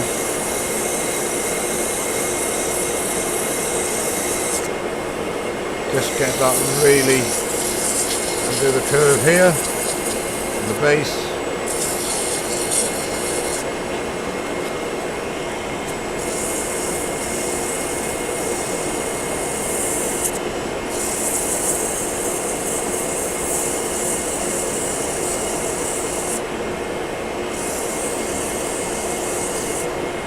See, the beauty of doing it this way, or doing it, not worrying about using your sandpaper, your abrasive, is that you can make all these little final micro adjustments, and I'm not going to spend too much time on it now, because you'll all be falling asleep.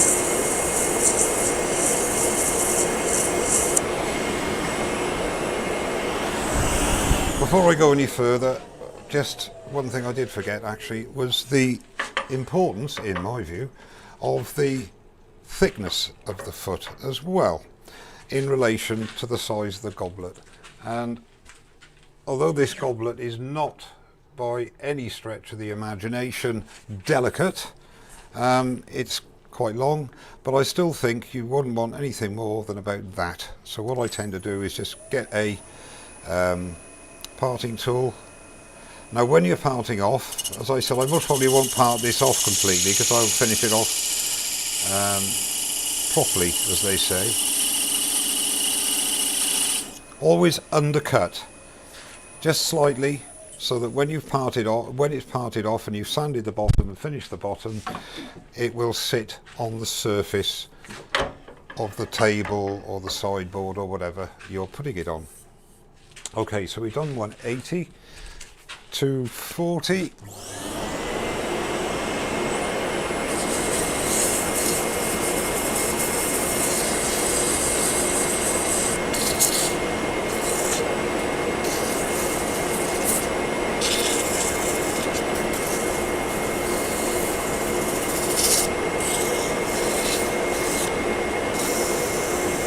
Actually, I didn't. Sorry about that. I didn't do the edge with 180.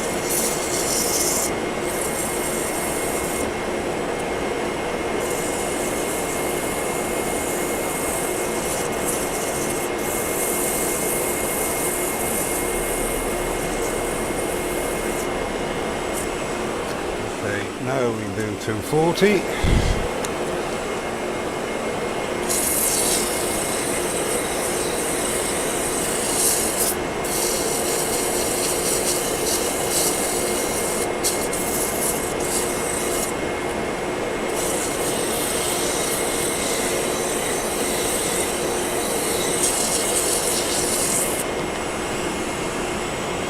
grain.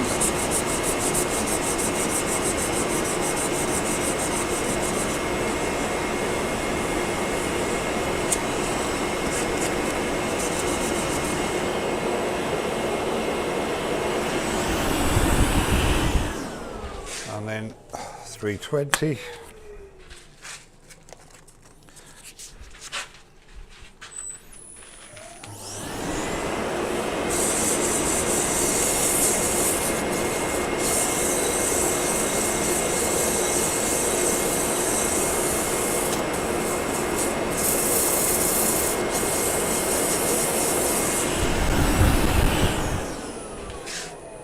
Didn't lose my sandpaper because here it is, look, it got caught.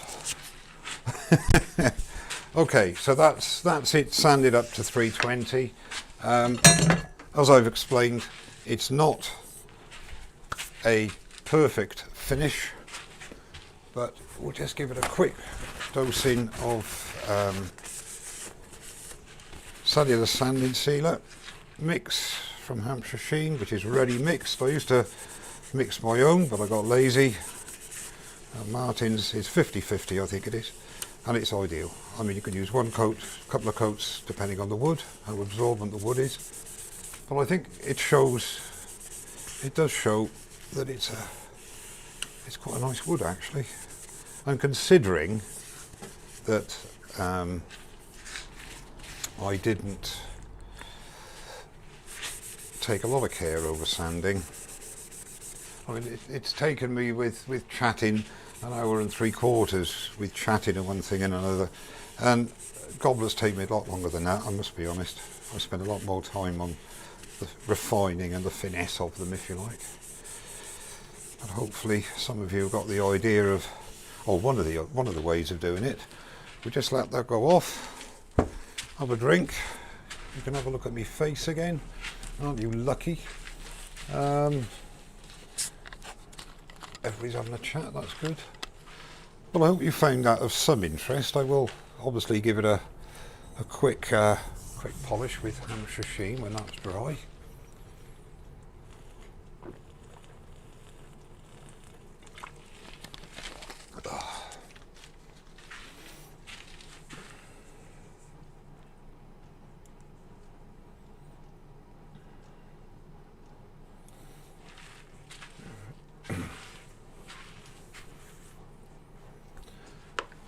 What makes the rounded skew more forgiving than standard skew chisel?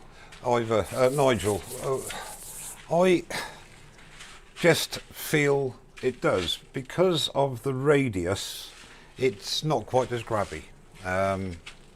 Some people say it's the coward's way out. Well, if it is, that's fine, but I feel so at home with the radius skew. I do occasionally use a traditional skew, but I'm not happy with it. It takes a lot of practice. As Steve Jones will testify, 30 plus years. But that's because it's radius, it is that little bit less grabby, Nigel. Steve Robbins, I found a load of spalted timber in the village this week, but it wasn't looked after and was all powdery.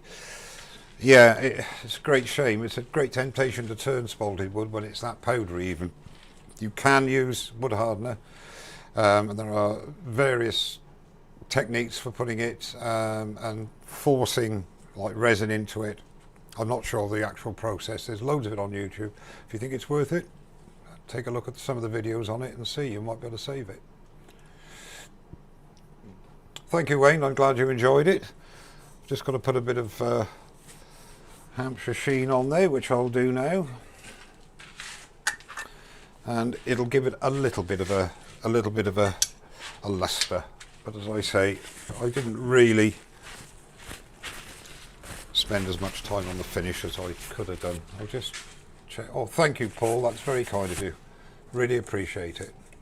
I'm just going to go overhead a minute so you can just see me if I can find me mouse.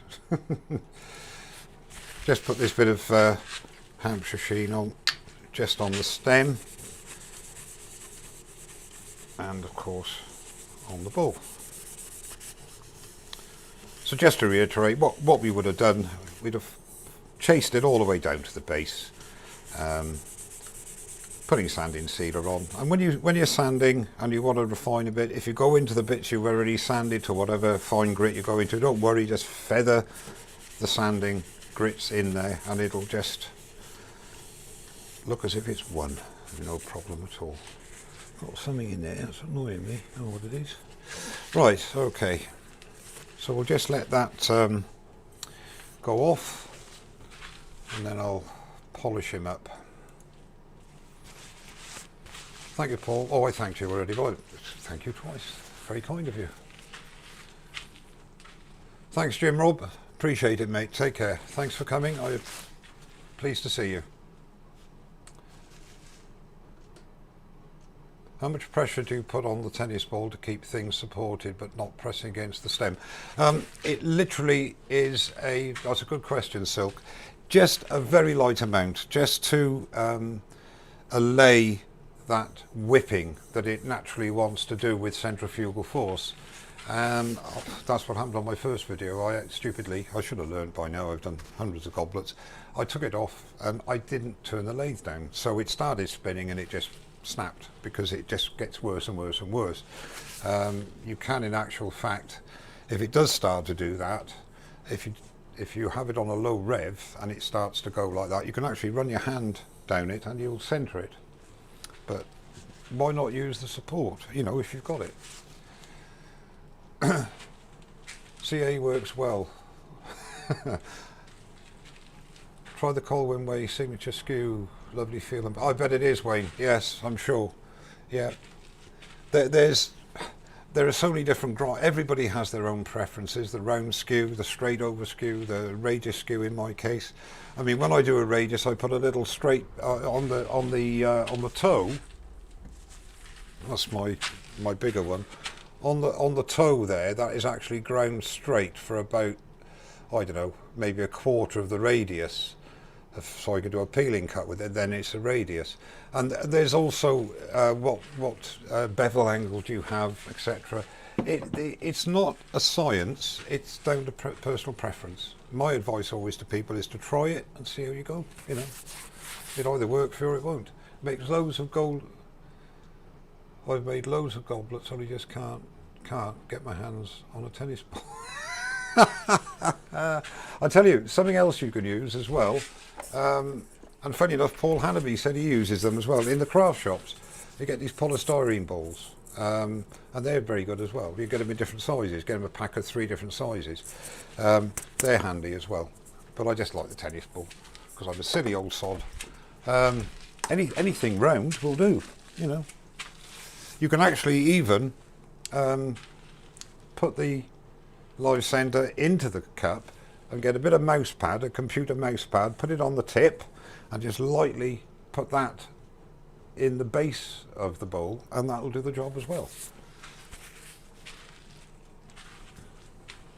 Oh, Silk, thank you. You're very kind. I appreciate that. Martin, gentle turn. There are only 1,000 catches in a traditional skew. If there are out, you're fine. What a terrific analogy. Martin from Gentle Turn says there are only 1,000 catches in every skew chisel. So once you've had 1,000 catches, it should be plain sailing from then on in. I love that. That is brilliant. Okay, let's change the overhead. And you're not going to get a terrific luster on this, but nevertheless, it'll just be some form of finish. I'm getting a bit of a shine there. We're getting quite a bit of a shine actually. Anyway, it just goes to show you can do it to 320 without anything else. Just now. What happened there? It hasn't broken. Don't worry. I'm sorry about that. Right. What happened there is I was putting too much pressure. Oh, you got a little bit of a mark there. It's a shame. Sorry, it didn't break, everybody. And the tennis ball flew out. That's because I was flexing it too much, and because I don't put much pressure on the tennis ball. Oh, excuse me. Let's pick him up. So, the thing I was saying about before. Now you can see the finish before it snapped.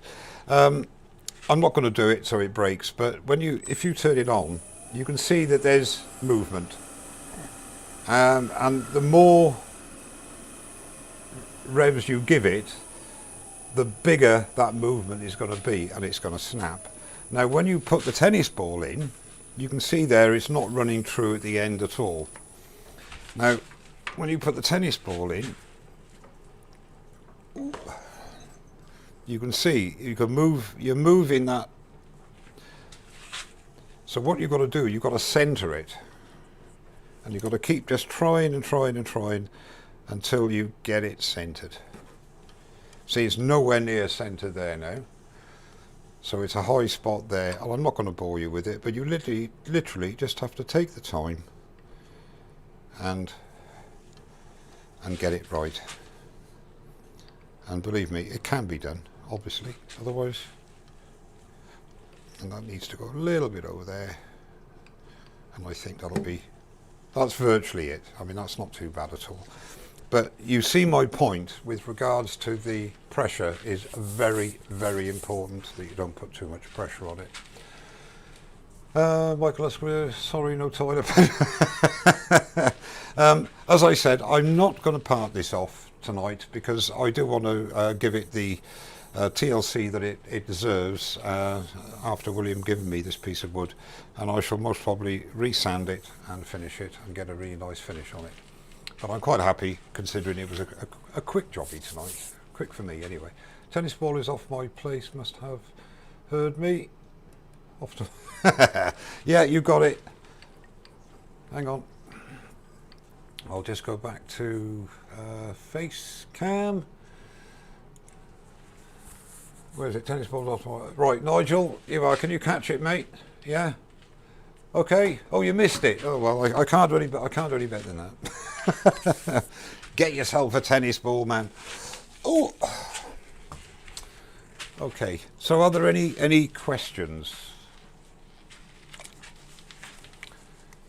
Do you want to put a hole in the tennis ball for the live centre? No. You just bring the live centre up to the tennis ball, and because it's quite flexible. I mean, if you put too much pressure on and you've got a long centre point, it could pierce it, but I've never had that happen. But you don't need a lot of pressure. And the other thing as well, as I was explaining, when you use this method, you are putting pressure on the stem, whereas if you use the method I was talking about earlier on, taping it to a cone of the live centre or something you've turned yourself in your live centre, you can actually draw the pressure away from the stem, and that way then that's another way of doing it, and I might show that at a later video. I was reading bedtime stories and missed the heart attack. Must watch it on replay. It's alright, Shay, nothing happened, mate. Just tennis ball decided to go. I'm glad it was the tennis ball and not the goblet. Oh, Nigel, thank you. You're very kind. Much appreciated. Thank you so much. Rob CP, what's the thinnest stem you have turned, Mike? Stupidly, I've been down, I think about 2 or 3 mil. But I was totally impractical. It's just a kudos thing, you know. It can be done. I think I did an oak one, which was about 18 inches.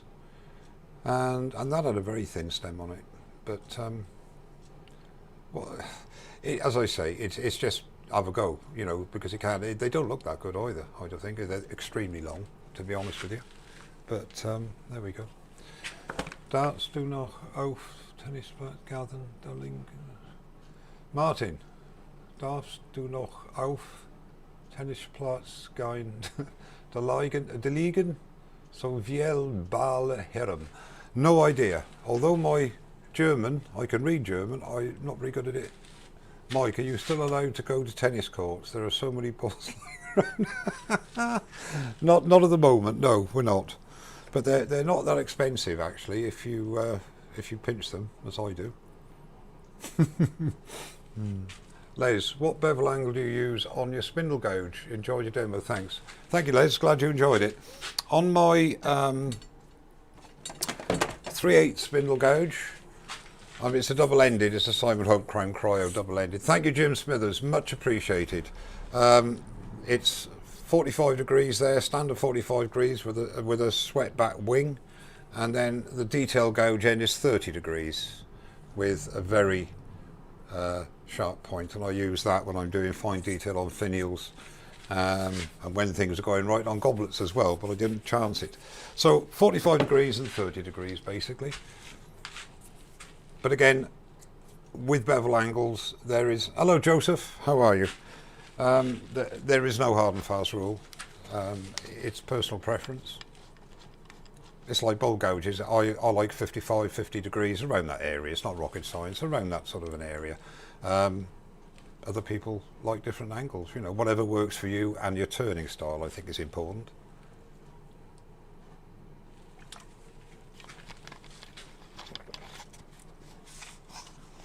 Richard Chester, quickly, a heart nearly stopped then. It was a nice photo, Mike.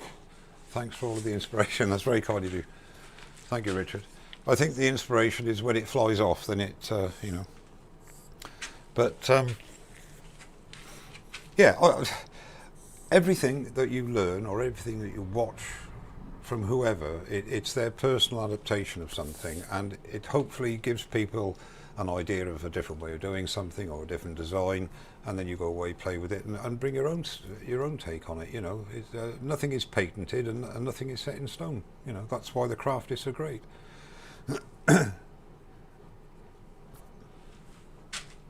Mark, the gentleman, got to go. Thank you, Mark, very much indeed. Glad you came. Thanks very much indeed. Hopefully next week I'll get another one up. That'll upset you all, won't it? Thanks, Pat. Hello, Pat Carroll. How are you? I'm honoured. I was going to mention you just then, actually, about some of the fantastic stuff you do, but I daren't now because you're here and you'll get a big head. Go and look at Pat if you're on social media. Pat Carroll has a phenomenal ability and artistic flair and patience as well. Some of his pieces are absolutely out of this world. Go across and have a look at the stuff he does. Absolutely amazing. And he's a nice guy as well, strangely enough. Michael Lusk. Thanks, Mike. Love your lives. Thank you, Michael. Take care, my friend. Right, will do. God bless to you as well. Thank you very much indeed. Thank you, Rob. Very kind. Thanks very much indeed. Glad you enjoyed it. Thank you, DL. I'm glad you enjoyed it. Hey, Pat. I've said hello to you already. Bill Farrell, if you don't have a tennis ball to hand, I was wondering if anything will do, Bill Farrell. You can use the live centre, as I said, with a bit of mouse pad, just a bit of cushioning so it doesn't mark the inside of the bowl. Or indeed which I've lost now. Anyway, whoa. I said earlier on, these polystyrene craft balls are very, very cheap, inexpensive, and they normally come in 3 in a pack, different sizes. So they're very handy as well. Thank you, Billy. Glad you enjoyed it. Thanks for turning up, mate. I appreciate it. Thank you, Richard Phelan. Many thanks. Gentleton Martin. Mike, you were one of my first as I saw on YouTube. You poor man. And you still carried on with it. Luckily, I saw your first beginner's training video. Have you ever watched your very first video game? No. No, I haven't. I very rarely watch my videos again. I do watch them a couple of times after they've gone live to see what I would improve. And that's normally something in every one of them. I've done 300 plus videos and there's not one I'm happy with. So you're always never happy, never satisfied. Thank you, Steve. Glad you enjoyed it. Thanks very much for turning up, my friend. I do appreciate it. Thank you, Paul Alderton. Appreciate that. Thank you. Nice to see you.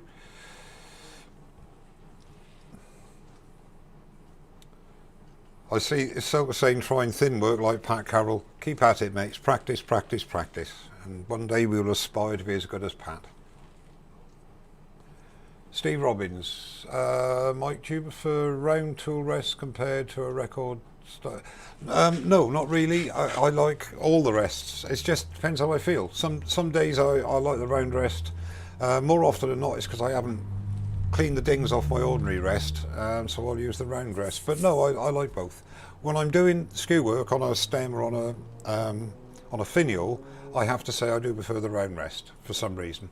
Don't know. It's more comfortable when you put your fingers underneath it, I think. Helen Bailey, I'm honoured. How are you? Thank you very much. Appreciate it. Here's Helen Bailey, the lady of the three-piece goblet. I'm going to do a demo on that one day. Take care, Helen. Thanks for coming by. Appreciate it. How do I find Pat Carroll's work? If you're on Facebook, just put Pat Carroll in. If you're on YouTube, or just put Pat Carroll Woodturner, and you'll be inundated with various links to his website, Facebook. I'm not sure if you do YouTube, but definitely have a look at his stuff. He is out of this world, really is. Silk, Rob, look at Helen's too. Yeah, I'm sorry, of course. Helen Bailey is an extremely talented turner as well. I mean, I'm just a guy that turns in a garage and makes a fool of myself, but these people are proper artistic trade craftsmen. Let's put it this way, and crafts women. Helen Bailey stuff is superb, it really is. Yes, you can find Helen on Facebook, definitely. Stuart in Growley, my wife is watching with me for the first time. Mrs. Stewart, very pleased to meet you. Thoroughly enjoyed it. Many thanks from Guernsey. Thank you. Thank you, Steve. Thank you, Stuart. Much appreciated. And as I say, Mrs. Stewart, thanks for tuning in. Glad you enjoyed it. Steve Robbins, thanks for the answer. I have to go. Okay, Steve Robbins, you take care. Thanks very much indeed, and good night to you. Thank you. YouTube is a newbie for you. Yeah, we're all newbies at it. I'm a newbie at doing anything decent, Pat, so don't worry about it, mate. Alexander, thank you, from Belarus. Thank you very much for tuning in. Appreciate it. Thank you, Daunting Zebra. You enjoy the rest of your day. Thank you as well. Thanks for coming. Thanks very much, Nigel. Appreciate it. And thanks for the tips you gave me a little while ago too. Very kind of you. Okay, well, I'm going to leave it another 4 or 5 minutes, and then I think we'll call it an evening. And I'd like to thank everybody for popping in and having a look, having a bit of a laugh, hopefully. As I always say, it's not my best work, but as long as it gave you an idea of the method, or one of the methods to use. Thank you very much, Richard Chester. Glad you enjoyed it, and thank you very much. Thank you, Mr. Carroll. You are a star, young man, and a gentleman. I appreciate that. Gordon Andrus, been watching from Utah. It's been fascinating, Tar. Thank you, Gordon Andrus. Thank you very much for tuning in. Very much appreciated. Glad you enjoyed it, Auntie Maida. Thank you very much indeed for coming, mate. Wayne Bigfoot, great evening, Mike. Both enjoyed it and didn't need to install the TV. No, it was close, but we didn't have to. It was good. Good teamwork. Thank you very much. I appreciate that. Thanks a lot, Andy. Take care. Good night, mate. Yes, Helen is from Axminster, but she is a terrific turner in her own right, believe you me. Glad you enjoyed it, Karen. Thank you very much indeed for tuning in. I appreciate it. Thank you, Silk. Take care. Good night. Leisure, thank you. I'm glad you enjoyed it, Leisure. Thank you very much indeed for coming along. I appreciate it, my dear. I'll get back to you on that thing you mentioned on Facebook. I'll have a word.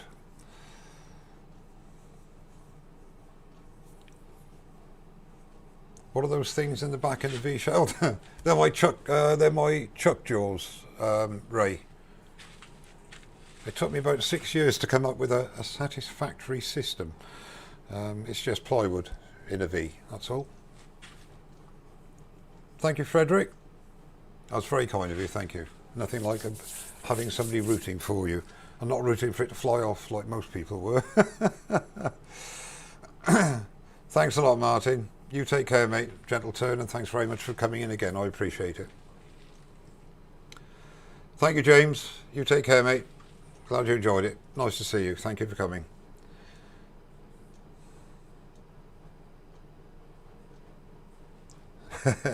I'm sure you will, Rob. Leisure. That'll be great, Mike. I love to practice. Yeah, we'll have a word in the next couple of weeks. Okay, well, I'd like to thank you all once again for coming. I'm going to say good night to you now.